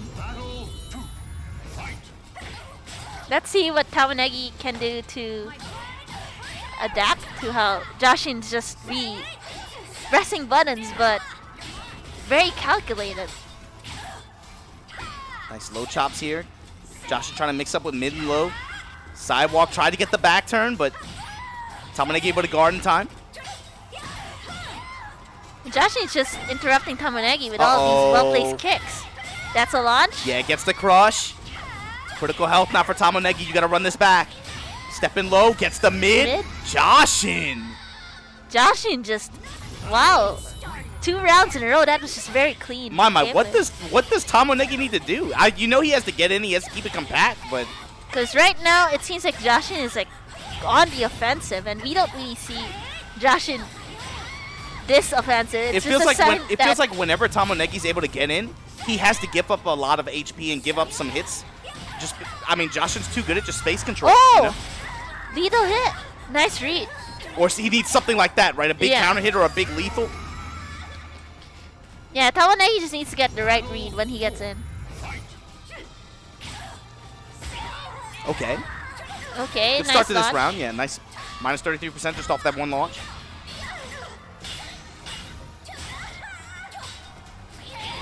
There's just a lot of clashing right now.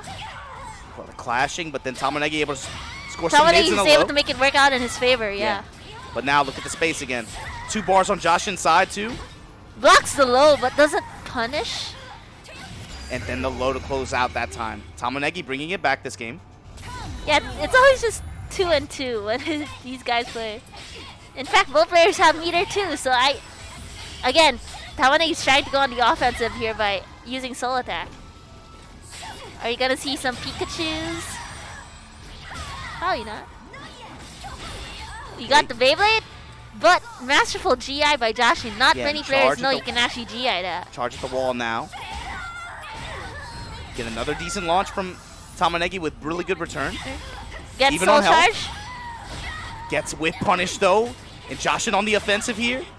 Gets an I-10 punish. Oh! Is this going to kill? Oh, yes, it does. He ends it with a Thunderbutt. And like you said, Tamonegi was able to close in the gap and had really strong reads on Jashin's button press habits. But then also when he was trying to move, how many times did we see Tamonegi just go in and just score a raw launch like that, right? Yeah, Tamonegi just knows when's the right time to strike. I think, like, both of these players, you can tell that they're very aware of each other's habits. They play each other a lot. They always end up in these situations a lot. And it's always just fun to watch them because there's just so much honest caliber going around.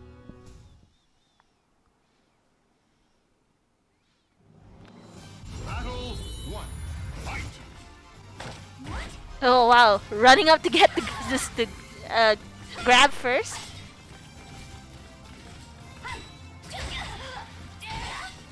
Cassandra with plus frames. Entering the blender. Oh, this is out.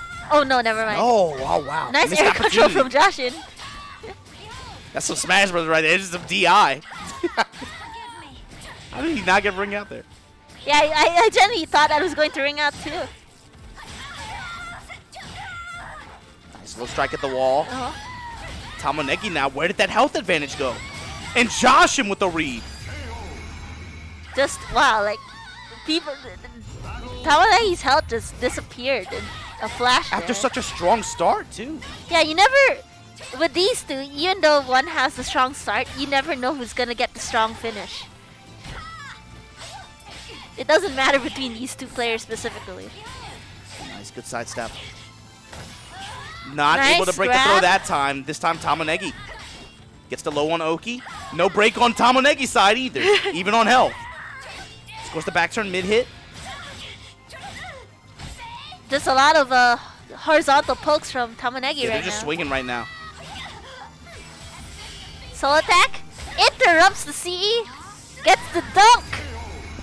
The slam dunk. Battle 3. Fight. Jashin's guard gauge not looking so hot because Tamanegi's just pressuring him with the 6 But he gets the BBs. back turn throw. Still back to the wall, but Again, Tamanegi's just really abusing the power of 6 BB against Yeah. Jashin right now. Take this. Oh, nice read from Jashin. here we go. Oh! Goes for the break attack. Jashin tried to RI there, but What a it round. was too fast. What a round, Tamonegi. Yeah, just because of that whiffed RI, Jashin lost the round. He got the right read, he just did time it They properly. both had similar rounds like that this set so far, where one has control for like 20 seconds and then the other one just turns up at the last 5. Yeah, that's why I Steals can it. never predict who's going to win between these two. It's always like this. Nice in the down hits. Jashin this time gets the back turn and the strike to be able to finish the round. And again, we're back to the same situation as the previous round. Both players on match point Oh with 2 bars shit, a meter. here we go again. Here we go again, just the spacing game, just the neutral. Mid strike. Tamonegi down by 50% at this point. 2 bars on both sides. But capitalizes on blocking that low with a Yeah. really sick punish. Had position against Jashin, but now Jashin rotates around, able to take the wall from Tamonegi. Entering swing, this. swing. Okay, now both players have Soul Charge activated. Oh. What's gonna happen? Okay, Oh oh. god! Low mid. What a step! That- Not able to strike in time. Oh! Negi in the back shot with the spear. Man, Yeah, Jashin earned that and earned the ending to that one. Jashin just finally adapted because Tamanengi was just like abusing the 6 BB string to like hammer down on his guard gauge. And the one time he actually stepped it Welcome to was the stage time of he needed history, to retold. seal the round, and that was just great. Yeah, that was sick. That was That was great. a good game. That was a good. Oh, Wow. But like then again, this is first to each round was really close like that, right? right? That's why I love watching these two play specifically, because like it's always like this, and I believe it's first to 3, so Tamanegi still has a chance to take this from Jashin, but we can never know. We'll never know. A merchant ship replete. SHK in the chat says Jashin Psycho, Jashin Psycho. Jashin Cycle, Jashin Cycle. That must hurt, because I believe Tamonegi was part of SHK's team. The SHK fan club, I believe it was called, in the team tournament. So he's not Wow. rooting for his fellow teammate. That's sad. Well, right now SHK's giving SHK is Jashin agreeing. some power because man, he took complete control of Tamonegi that round. Jashin Cycle. Battle 2. Fight. Jashin-san was Psycho. Which is what everyone believes, because Jashin was a very under the radar for the most part until Soul Calibur Without Borders. No one has ever really seen a Hilda this clean before.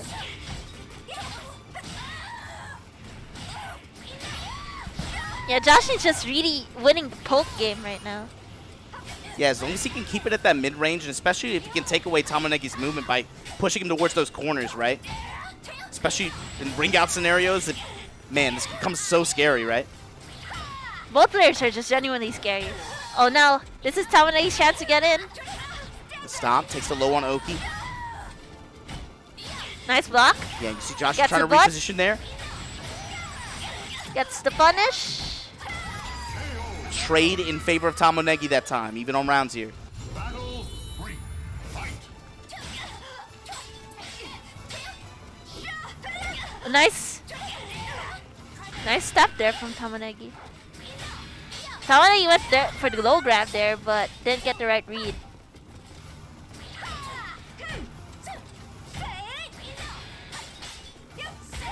Nice tech crouch. You're just seeing a lot of AAs from both sides right now.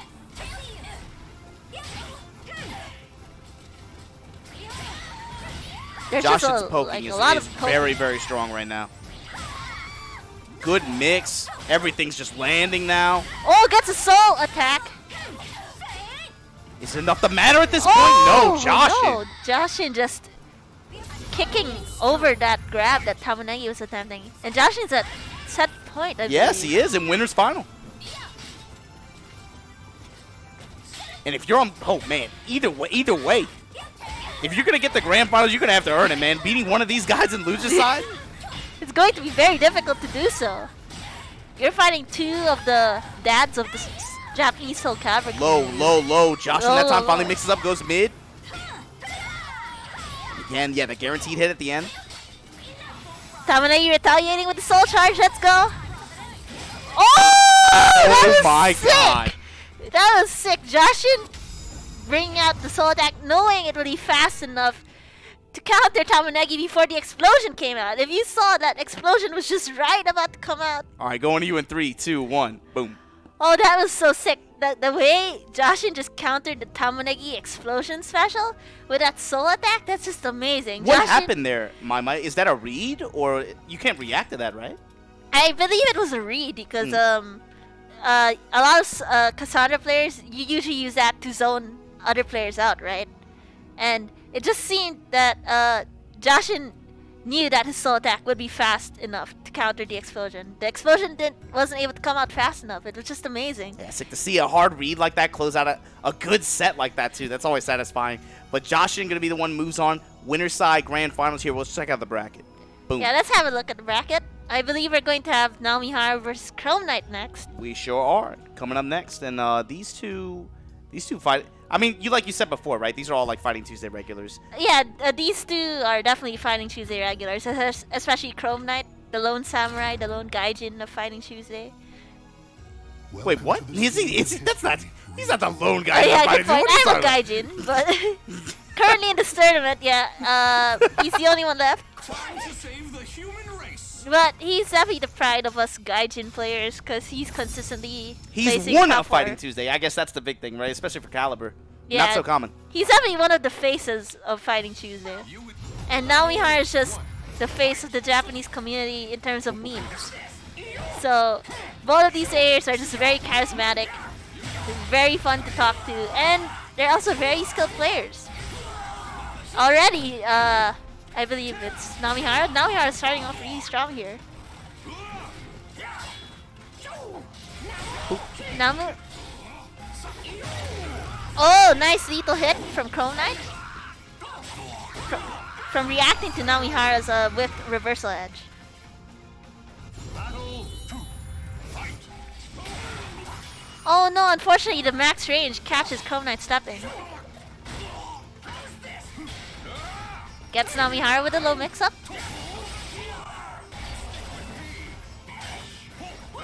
Chrome Knight is able to step Namihara's string, but doesn't capitalize on it, and this might be out. This might be out. You called it. This stage is very dangerous for both characters. Oh yeah, they both have good ways to be able to just cheese you off the stage, right? Yes, that they're very scary. to fight Buster. on the stage. Nice warp. Chrome Knight deciding to send his meter for this combo. Yeah, try to go for throw on Oki. Nice block from Namihara. Gets hit by the Hell Sweep. Wow, Namihara's just blocking these lows, but since Azel's not really the best character to punish it. Oh! Again with the ring out from Namihara. And this cheeky thought. Namihara really feeling himself right now. That's our meme lord. Nice step from Chrome Knight. And again, Chrome Knight just has really good steps in general in this set against Namihara so far. Breaks Namihara's guard. Goes for the little hit setup. That's a finish? Not quite. Goes No, low on not Oki quite. though. Goes for the Hell Sweep though. Not many people block it, so it was a good choice. Nice call out on the teleport.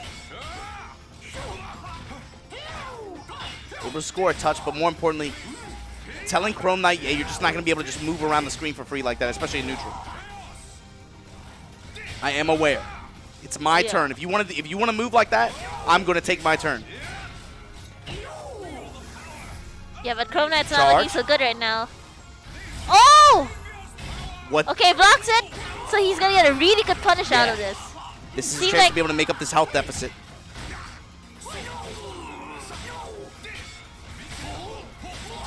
Oh, unfortunately.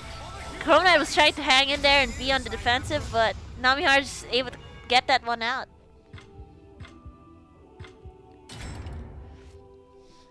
Welcome to the stage of history retold. It's the power of the savior. Power of Namihara. I am looking forward to this.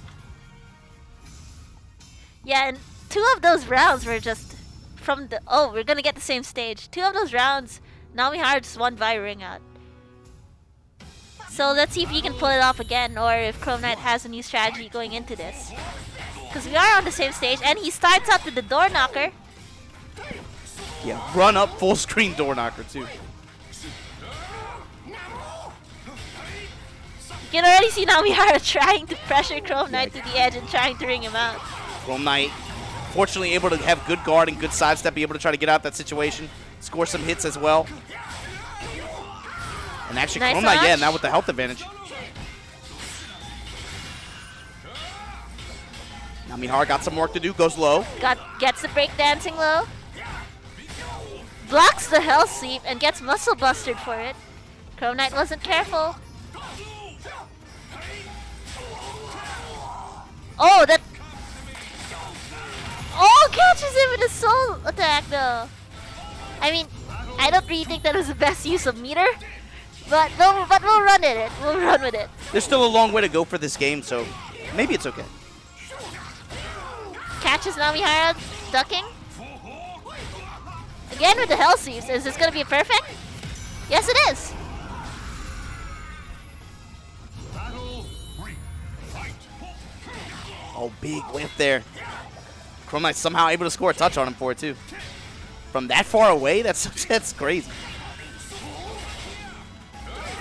Oh, both players decided to jump there. Oh, Oh! No, stays Mihara down. doesn't tech hit!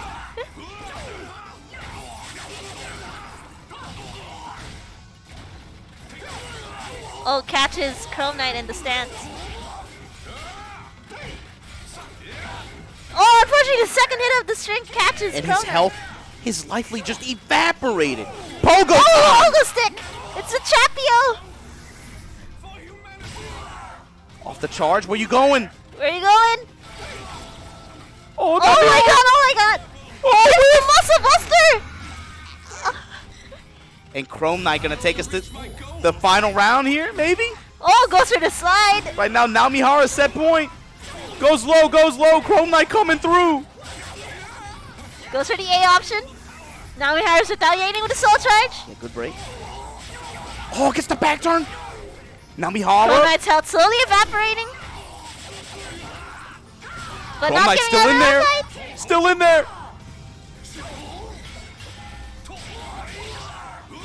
Oh my god, just about even on health. Namihara commits to guard. Both players just facing it out right now. Teleport. Teleport. Oh, big whip. Oh, doesn't. Charge again. Chrome Knight, where you going? Chrome Knight. Eats the lows. Oh, that's a combo. What the hell is going on? Oh, Namihara. He had it there. He had it there from that Hell Sweep. What? Nice luck. Doesn't finish the combo all the way through. Oh, but he's looking a lot cleaner this round so far. Oh, but now Mihara with just one read. It's enough to send Crow Knight flying to the air. Commits to guard. What a sidestep. Namihara. Quake. Oh, nice tech crouch. One more Oh touch. my god! Oh! It seems like Crow Knight went for the grab there, and Namihara just did Filipino special, the wake up CE. Oh my god! Good set though. Really good set. So, Let's show the bracket again. Oh, So check this out. That was our loser semis. That- Now Mihara is going to be the one that's going to move on to face Tamonegi in loser's final. so this top 3 we have right now was also the same top 3 we had for Soul Calibur Without Borders. Oh really? Oh, it is. Yeah, you're right. So I'm really excited because Jashin won first, Tamonegi won second, and Namihara won third. So we almost have the same setup right now as Soul Calibur Without Borders. So any of these players could, like, Jashin could end up king again, or Tamonegi or Namihara might have their That's chance true of because revenge. Yutotel bowed out early. Yeah. Yeah, you're right. Yeah, Yeah. you call it. Oh man, I just felt bad because like Crow Knight had that one round and then he dropped the combo. But unfortunately things like that happen in tournament. Yeah, still a really good set though. That was still like a really hyped set from both of our meme lords in the community. That was amazing. Why do you call him a meme lord? Why He is a meme lord. Hey, I'm you're not- right. Actually, he's the only person who was like, cannot use my custom in the tournament. No, you can't use your custom. So here we go. Going into loser's final here. To the stage of history retold. Tamonegi versus Namihara. I'm looking forward to this. Fighting Tuesday Online number 9 for Soul Calibur. This is loser's final. Gonna be a first to 3 set here. Yeah, the last time this happened, Namihara just literally went on random select. So, again, I think he's trying to stick to Azul for this tournament. But really, against Tamonegi is when he likes to bring out his subs. Yeah, and when they played in the winner's side in semis, where, of course, Tamonegi beat Namihara 2-0, he only played as well, right? The whole time? Oh yeah. You said that's not so common when these two play each other, but Namihara, that's- I guess, trying to get in shape for the Soul Calibur Online that's going to happen next month, right? I believe so, and he's been doing that by practicing all his other characters, his 4 other pockets. That's a lot of dedication, because Namihara, while he's always been considered the best Azul player, he's never played this good until he started doing sessions with Shen-chan, I believe. I can't. Oh, be too wow, sure. really? That's how he's been practicing? He's in around when season 2 came out, I believe he was trying to help Shen-chan figure out the Azul matchup, so he was his training partner for it. Nice, good throw counter there from top. Negi. it's just back trying to to the push it to wall. the edge. No, get the hell out of here. Instant ring out. That's crazy. Instant ring out. Oh, steps the RE. Wind. Just a lot of damage whenever Tamonegi's in soul charge. Namihara, yeah, Against the wall, but in trouble here. And another big launch from Tamanegi that's going to close out the round.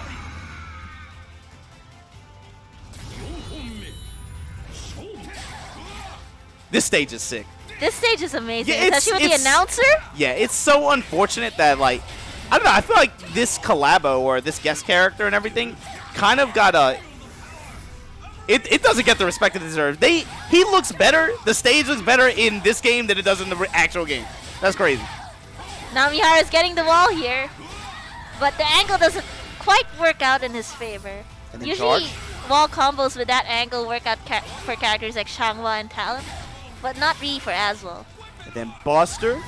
The Buster. Namihara is just looking really strong right now. Yeah, this is already a different story than the first set. He already did way better. I wonder what's going on through his head right now, because I'm so used to Tawanagi just downloading his Azul pretty quick. I am looking forward to this.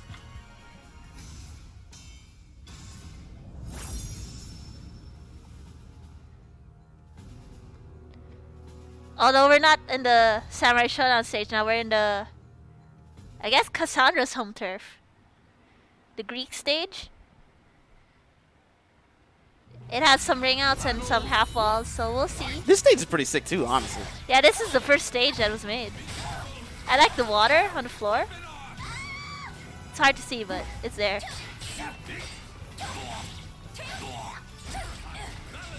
Mid strikes, nice GI there.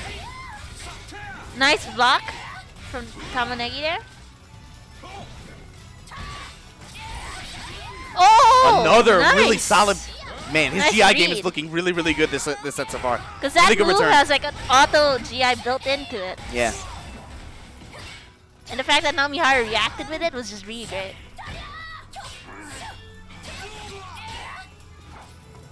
Tamonegi, Oh, though, just good break. grab game. Oh, clutches it out with the 2A. Battle 2. Fight.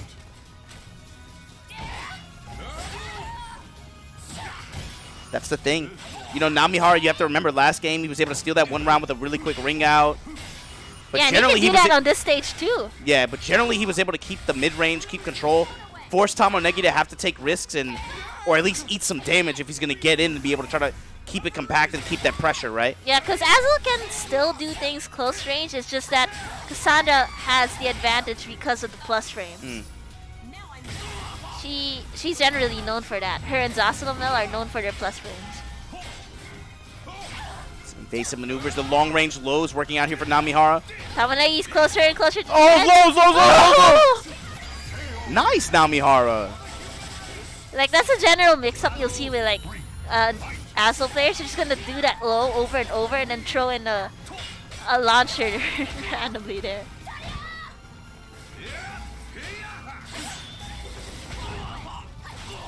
Oh, Tamanegi drops the combo, and I rarely see him drop combos.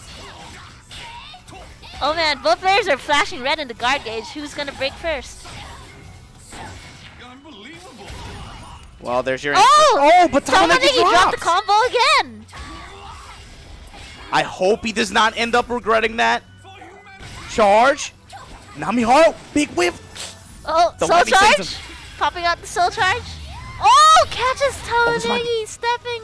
One more touch. Oh! Catches him with the explosion! Some just really nice zoning from Tamanegi.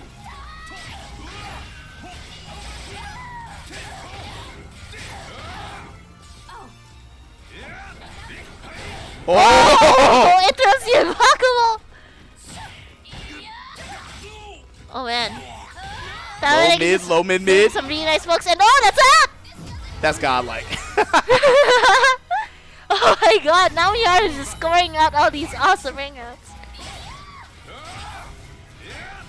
Like, what is this cheese going Again and again, if he can keep that mid-range, you know, back and forth poke game going, that's really when Namihara has been able to net the most damage and the most return. That is true, because Azul definitely has the range to cover the mid-range really well.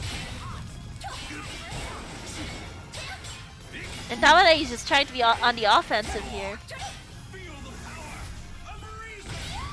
Tamanegi's about to feel the power of reason. Tamonegi, though, Nice step! awesome movement, man. Able to just take that game Just just off of clean, pure movement. very clean movement from Tamonegi. 1-1. Wow, was that really just 1-1? Oh wow! Welcome to the stage of history retold. Oh, wow, just Tamanegi's movement is just able to really clutch things out for him time and time again. Even not just with his Cassandra, but it's also really reflective in his Maxi back when he used to play that character. Just really good patience. And that comes from 20 years of playing the game competitively. Text the grab.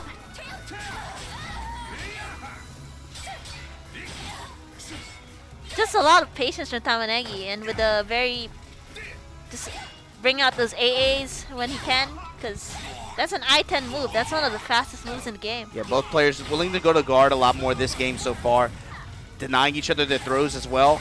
But here we go, now Mihara able to score some mid hits here.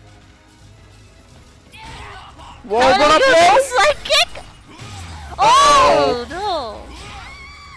Not quite enough Not time to quite reset enough. with grab, and Tamonegi was waiting for it. Tamanegi read the mix-up. He knew that Namihara was going to go for that grab, and that last-minute duck, godlike.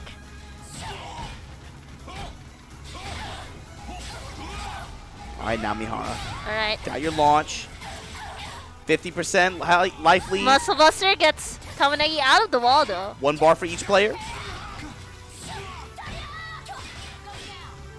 Tamanegi's just generally more aggressive and in your face right now. Yeah, especially with the wall control, able to take away the backwards movement options from Namihara. Nice Nice duck. duck. Not able to get a lot of return out of it, but And again, we're in the same situation where both players are in soul charge. Tamanegi unfortunately gets hit by the bubble. Again, he gets hit by the bubble while he's doing the Beyblade. charge again. Oh! Namihara, you are such a meme god. Oh my god. Just bubbles and bubbles and bubbles. Good break. Good break. Tamonegi's just making use of the BK string right now, which is really plus. Doesn't drop the combo this time. Gets the Time unblockable. unblockable, yeah. Gets him trying to get up. You said BK, BK. Tamonegi's trying to have it his way. Let's go. Yeah, that's a string that a lot of Katana players like to use so that they can abuse their plus range, but Tamonegi doesn't use it as much as other players actually. Because it's actually his skill that's shining, not just the character itself. And look at the pressure that he gets off that GI. Oh wow. Just all of the weapon changing from Namihara. Oh! Cassandra Ikimas! Okay, he breaks out of it. And again! Reads the soul charge! Last time... Yo, that... Tamonegi did that a while ago and it led to the ring out. Oh, and Namihara committing the guard. No lows yet.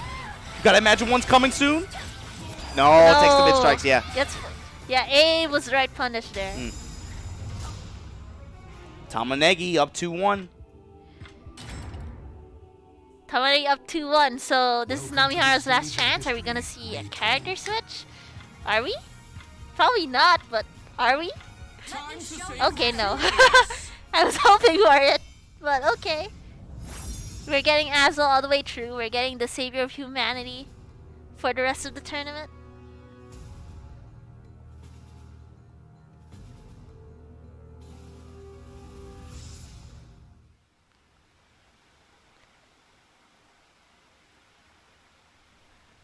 Alright, so if Tamonegi wins this, he's going to have his run back with Jashin. But now Mihara's gonna do his best to hang in there. Sorry off the round with some lows. Nice hop! Now Mihara already double quake? This man! he's really mixing up his pressure compared to the past 3 games. Yeah. I was definitely not expecting to double quake and neither was Tamonegi. Cassandra Ikimas? The Thunderbutt.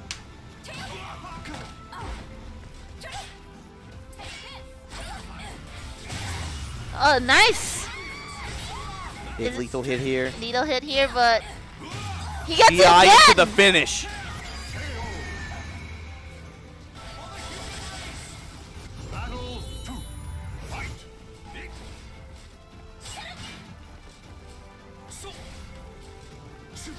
Wow, Dash guard just from Tamonegi. He's just some really good movement from Tamonegi right now. With his dash stepping. and guard, trying to bulldog his way in, look for a punish, and then try to be able to close the gap after and maintain that offense. Like, Tamonegi's just the embodiment of Step G. Oh, another launch. Caught him swinging, and you see Namihara trying to back up, look for those big whips as well. Now Finally just sees one. securing all these amazing lethal hits. Yes. Just a little bit late that time. They had another one. Big loads into the launch. Oh! Namihara just ringing out Tamonegi This like is the it's kind of nothing, game. This is you the know? kind of game he needed, though. This is definitely working out for his hair. He's slowly building up momentum, but momentum doesn't mean much for Tamonegi. Big change in playstyle from the first 3 games, but it's really working out so far. Can Tamonegi adjust in time to be able to save this game? Like, Tamonegi still has around a game to spare, but Namihara's just the way he changed things up is really looking out for his favor. Yeah, drops it. Bad drop there. Both players again in slow charge. We've seen this scenario multiple times, but Oki just backs up. oh! Spin-a-Rooney going to be able to close out for Namihara. 3 rounds straight. Wow. I was not expecting that. And we're down to like the final game of the set. Welcome to the stage of history retold. And wow, whoever wins this, best of luck to you because you're going to be up against Jashin. Just wow, really solid play from these players. Especially Namihara, right? Especially you go down winner side 2-0 real quick to Tamonegi. And this is the longer set. But he's been able to battle back and keep it even so far. And he's stuck to his main. He hasn't done any counter picking. Yeah, that's true, right? You were talking about that all day. Yeah, because he's the one who's been experimenting with counter picking the most during quarantine, and I'm surprised he's stuck to it as well. In the same matchup, you mentioned he's picked, like 2 or 3 different characters in competitive play from, in the past year at least, right? Yeah, that's, I believe he was 16th place at EVO Japan, I believe. And I think Tamonegi was 9th. I think so. Right now, Tamonegi with that 1 round, 2 rounds away from being able to punch his ticket to grand finals and being able to go up against Jashin again. Reversal edge here. Oh, what's going to happen? What the hell? Always ready with the grab breaks. Tamonegi's, his grab defense is very strong. Breaks on point. Tamonegi's defense is really looking strong this set. This round is very this clean. Is what Tamonegi's known for. Big change of pace so far. It's not over because Namihara's gonna pop out the soul charge. Oh, what a step! Oh god, the side kick whiffs. Charge. And lightning. And oh, catches him with the BB. Tamonegi at game point? Yep. Set point. Set point. Oh, right. It's loser's final.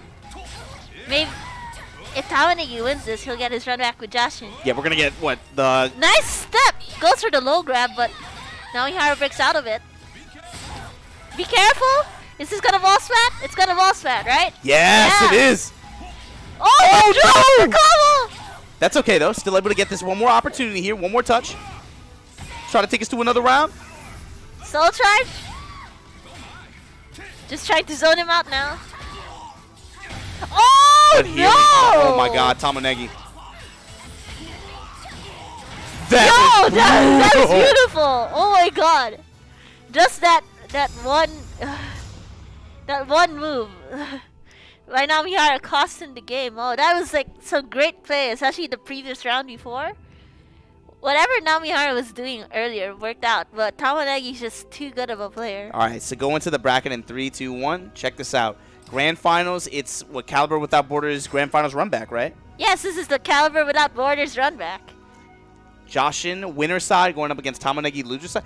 That was the same. Was that the same there too? Yes, it was the same. Yeah, it was. Yeah, it was the same situation. Winners and losers. Yep. So you see Tamonegi's run so far today. He had to go over what? Let's see. Over Tamonegi, over Irish Fat Man, over Namihara. Loses to Jashin 3-1 winners final, and then from there goes. Yo, those are all very strong players too. Like that was not an easy run. And then finally goes over Tamonegi in that was a good set, man, in losers final.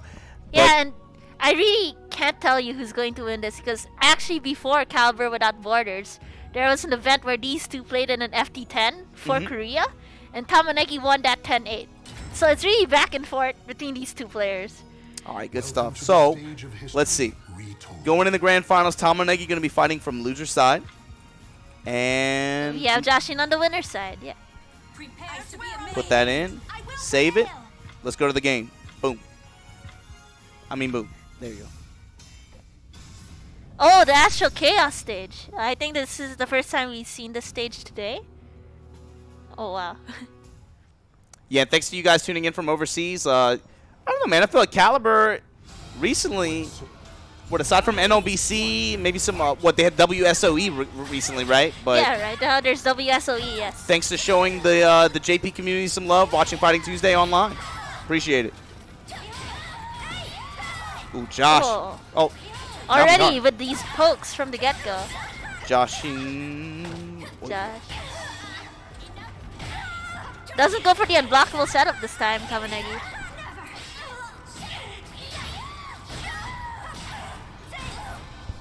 Whoa. Just one poke is enough to kill. Oh! And since that move is punishable, Tamonegi takes it. And yeah, shades of what we saw in winners finals too, right? If Tamanegi's able to get in close quarters, be Kasane, able to score those big reads. But doesn't. Unfortunately, gets hit by the butt from that mix-up. Whenever Cassandra enters that stance, it's either she'll pop out the lightning or her butt. So you have to guess between that 50-50. If she goes for the butt, that's extra damage. But if she goes for the thunder, she gets access to her gimmick. So it's really much just a guess. Just to delay low.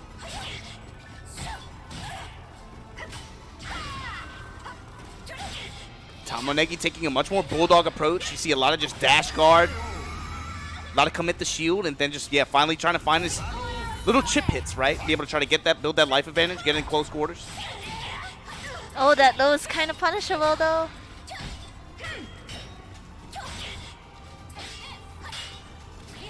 Just a lot of clean pokes from both sides. Yeah, really. Like movement and pokes, these two players are just masters at it.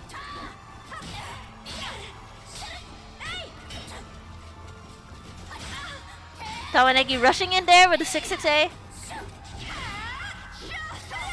Oh! That was again sick. with the C from That Mitchell. was godlike. A real fast 1-0. He might be able to reset the bracket. He has to keep up this momentum, though. You know, yeah, Tamonegi was able to score a game in the winners final set as well, but it's about keeping that momentum and still being able to score those big reads when he gets in close, right? Yeah, and Tamonegi's just good at scoring big reads. I must show you how to win. Clear my path. Clear my path! Yeah, I don't think we'll see any character switches between these two. I don't think we'll see it at all. Because during Soul Calibur Without Borders, Jashin actually brought out his Setsuka, but it didn't work out in his favor. So I think we'll just be seeing Hilda and Cassandra for the rest of the night. Which is great though, because both of these players are representing characters that you don't really see used in the high level in the JP community. Again, just both players spacing it out.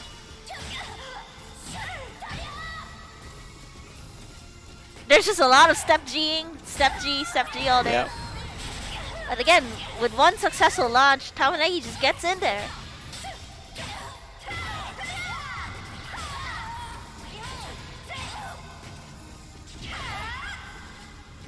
Like, I really like how they both use 2A to cut each other from stepping. A much slower, grindier match. Like you said, a lot of step guard, step guard. Likely for Jashin though, gets the low. Oh, he's not dead though. Magic Pixel gets the mid to intercept the approach from Tamonegi.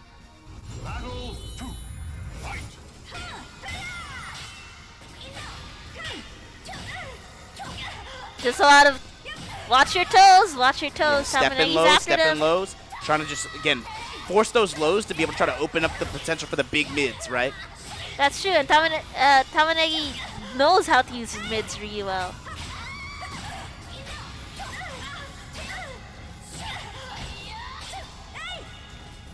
Nice backstep, that was pretty clean. Jashin towards the end.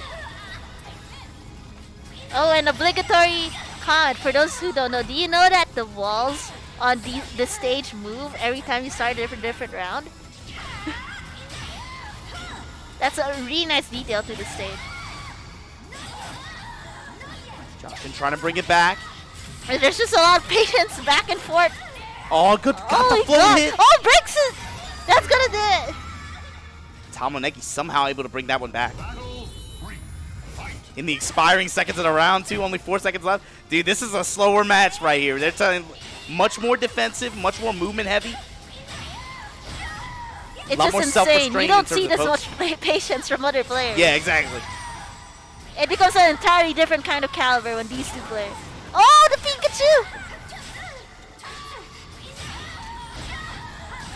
Low touch, big mid strike here. Just One one touch poke away, will be enough Jashin. to seal the deal. How's he gonna score it though? Back up, try to fish with the mid. No, gets the No. step in kick. The second hit, yeah, catches Tamonegi. Fight.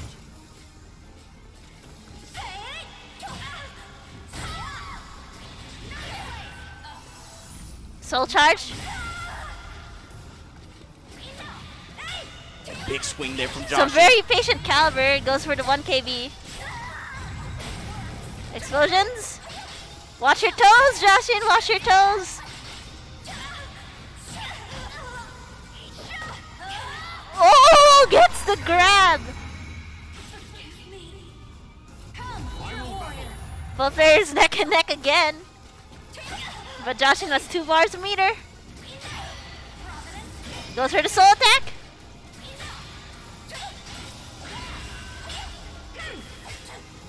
Oh wow, it's just Jashin popping out the damage now that he has soul charge. About the delayed low from Tamonegi. Tamanengi decides to use his divine force on an explosion, but it doesn't exactly work out. Jashin. Big Nice, lead so alright! But Tamanegi's gonna pop out one last soul charge into the Beyblade. far. One last chance here. 1 Mid KB? strike. Good mix from lows and mids, but then Oh! Jashin gets the space to be able to try to intercept with that low at the end. 1-1. Oh, it's like very intense. There was that one round where just everything was just going so slow and Welcome to defensive. the stage of history. Could have been either player's round that time. Like you said, intensity, right? It's just It's just a man, when the matches get to be defensive like that, or just heavy emphasis on blocking and movement, and every touch feels so hard earned like that, man, it looks like, I guess, to people who don't play, like, you know, not much is going on. But when you've been in that situation or you play games like that, and you know, oh man, like that's just insane. it's exciting. Battle 1. Fight. Like already we're seeing the same pattern. We're seeing some pokes from both players. Step G'ing. It's just good going on Oh, both gets that sides. needle hit. That needle hit is very neat. Up until then, that big lethal. Yeah, that needle hit triggers when the opponent is backstepping, so Tamonegi knew.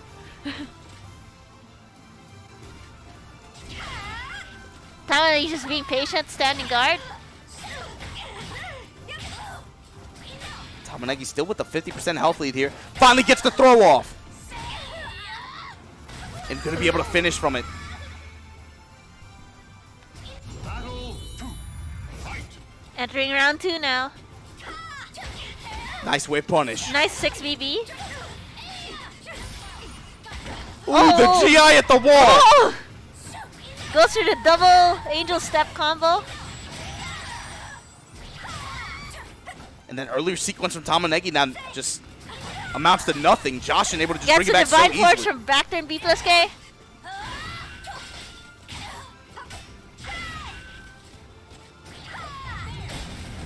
Uses it from the explosion.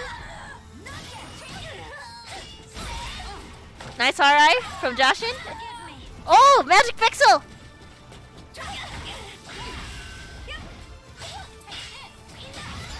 Oh, catches Tamonegi backstepping though. Battle 3. Fight. We're entering round 3. Jashin is able to get his regalia from Tamonegi whipping the ass move. Yeah, this is a big round in particular, but a lot more meaningful for Tamonegi than Jashin for sure. Fighting from loser's bracket. Pops out the Beyblade. Big Gets counter regalia. hit. Look at that chunk of is that guaranteed? That big hit after? On counter hit, right? I believe so. I'm not too sure. That is really good. That seems very strong. Low touch. Gets a stun strike there. Gets the back turn.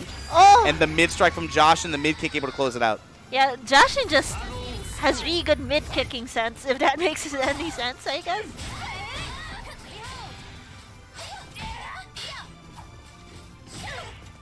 Watch the toes!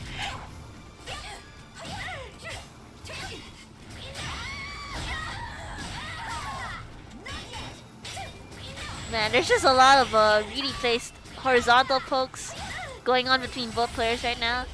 Tamanegi entering the soul charge with a soul attack. Uh-oh. Gets the launch! Here comes the damage! Just good controlling movement the from weather Jashin. right now! Uh-oh, even on health. One bar on Tamanegi's side. Gets Oh! intercepted, and Jashin able to run it there. 2-1. Jashin up. So Jashin's at set point, I believe. Set game. Set game, oh wow. Welcome to the stage of history retold. Will Tamonegi be able to get the reset though? He was able to pull it off in without borders, so he still has a chance. Just because Jashin is in the lead doesn't mean Tamonegi should get discouraged at all.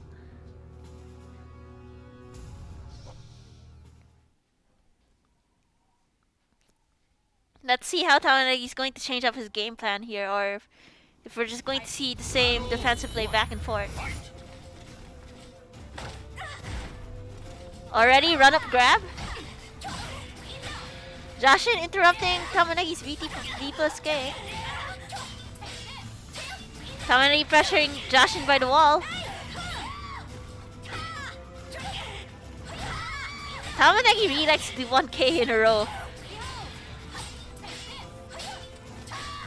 Although Jashin seems to be more aware of it now. Unfortunately, he gets caught by the second hit. Tamanegi's life force slowly depleting, and so is his guard gauge.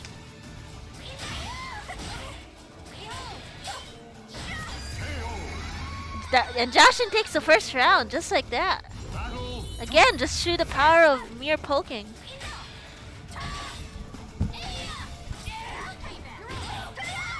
Oh! Gets the ring. Is it gonna end like this? Jashin now on a tournament point.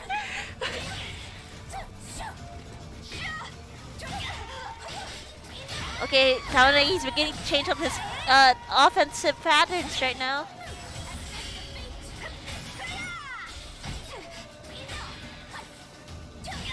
Gets the 1KB. Tamonegi with positioning here. Good movement from Jashin to be able to get back to center stage. Still finding his mid-range hits. Tamonegi committing to guard. Big step from Jashin. Oh, big step from Tamonegi. Oh, the lag spike. Oh god, the lag spike just happened. The down hit, the grab. Mids. Block and punish. Oh! The lag spike just was in tune with my heartbeat. Oh my god. My heart is the lag. Step in low. Tamonegi now with the tempo control. With a big rock on her face. Oh, good grab. Oh, good. Max range low, gets the knockdown. Big return here from Josh. Can't break the throw in. Oh my god, Tamonegi. Tamonegi right there. Oh, gets the wall slash.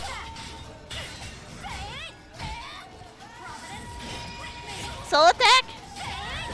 Oh no.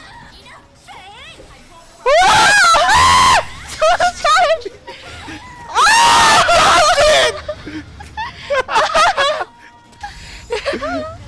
And just like that, Jashin 3-1 over Tamonegi in winner's side. Congratulations, Fighting Tuesday Online number 9. Champion Jashin. Omedetou gozaimasu. Omedetou gozaimasu. Jashin-san, omedetou gozaimasu. Subarashi. Subarashikatta. Oh, my the hype spike. The hype spike's in the middle of the grand final. So too good. Going back to you. 3, 2, 1. Hey.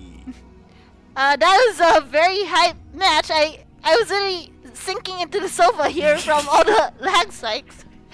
But they were well timed. They definitely demonstrated how hype Soul Calibur could be. Thank you so much again for watching and supporting the JP Soul Calibur community. And that was a really sick grand finals. Just Jashin and Tamonegi are Well, I mean, the top 3, the players. top 4, really, to be honest. Yeah, top 3 to top 4. I feel like it's pretty consistent out here. You know, shoot. I mean, you guys know who the top players are out here. I'm just glad that they show up week after week. If we, whenever we throw stuff out here, they show up in full force and they're ready to play.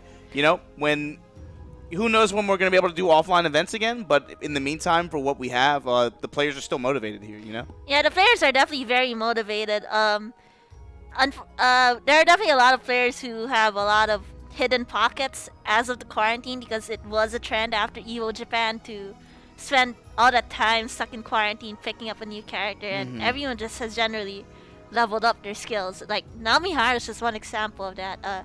I've never... pre-quarantine, he wasn't this good, but now he's just like very solid. He has all these big brain moments, and he's just a great meme lord. Like, I really appreciate the respect that he put into this quarantine grinding out. Yeah, so the big thing is, and I guess I'm going to talk to the JP community too, is this was the first time that we ran a Fighting Tuesday online on Steam version of a Bandai Namco game. So what I'm curious about is, was this okay? It felt kind of fast. It felt faster to me. Yeah, it definitely felt faster, and the lag was there during hype moments. I guess, But in general, actually, it wasn't that bad. It was pretty manageable. So what I'm curious about is this okay? Is this something that they would like to do more often? But we'll talk about that later. Anyway, thanks again to Mai for coming out here doing English commentary. She's on her grind, and unfortunately, I'm saying where the other foreigners that want to get out of here doing commentary, there's no reason why Majin Obama should be putting the foreigner Soul Calibur community on his back this hard, dude. Y'all are really in the Jan sport. The fact that you have me out here doing production and commentary, if I can even call it that.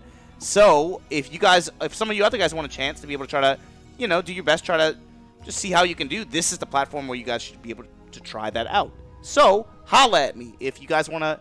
You think you can talk about the game. If you want to be able to sit down, Mai wants to come back next time. I definitely love to, because one of the reasons why I decided to pick up commentary is, again, we don't really have much English representation here in the Tokyo scene, and more importantly, I started getting to Soul Calibur and the FGC community just to get over my shyness. The FGC community. This is really the fighting game community. Fall Guys. The Fall Guys. The Fall Guys community. Okay. Yeah, I guess it's more of I wanted to explore new things, try out new things. I want to do more for the scene in general, and I'm trying to get over my shyness and awkwardness. And don't be like that. You're good. No, yeah, I just thought I'd point it out because it's a character development arc for me. Getting to Soul Calibur has made me more confident as a person. Damn, so. Mai said I am the protagonist. But yo, thanks. This is my arc. This is my story. This is some Final Fantasy X stuff. Yeah, there's a lot of lore that goes on in this community that people don't know about. All right, but anyway, thanks to all you guys who tuned in and helped support it. Thanks to Mai again for the commentary, and we'll catch you guys next time. Everybody have a good one.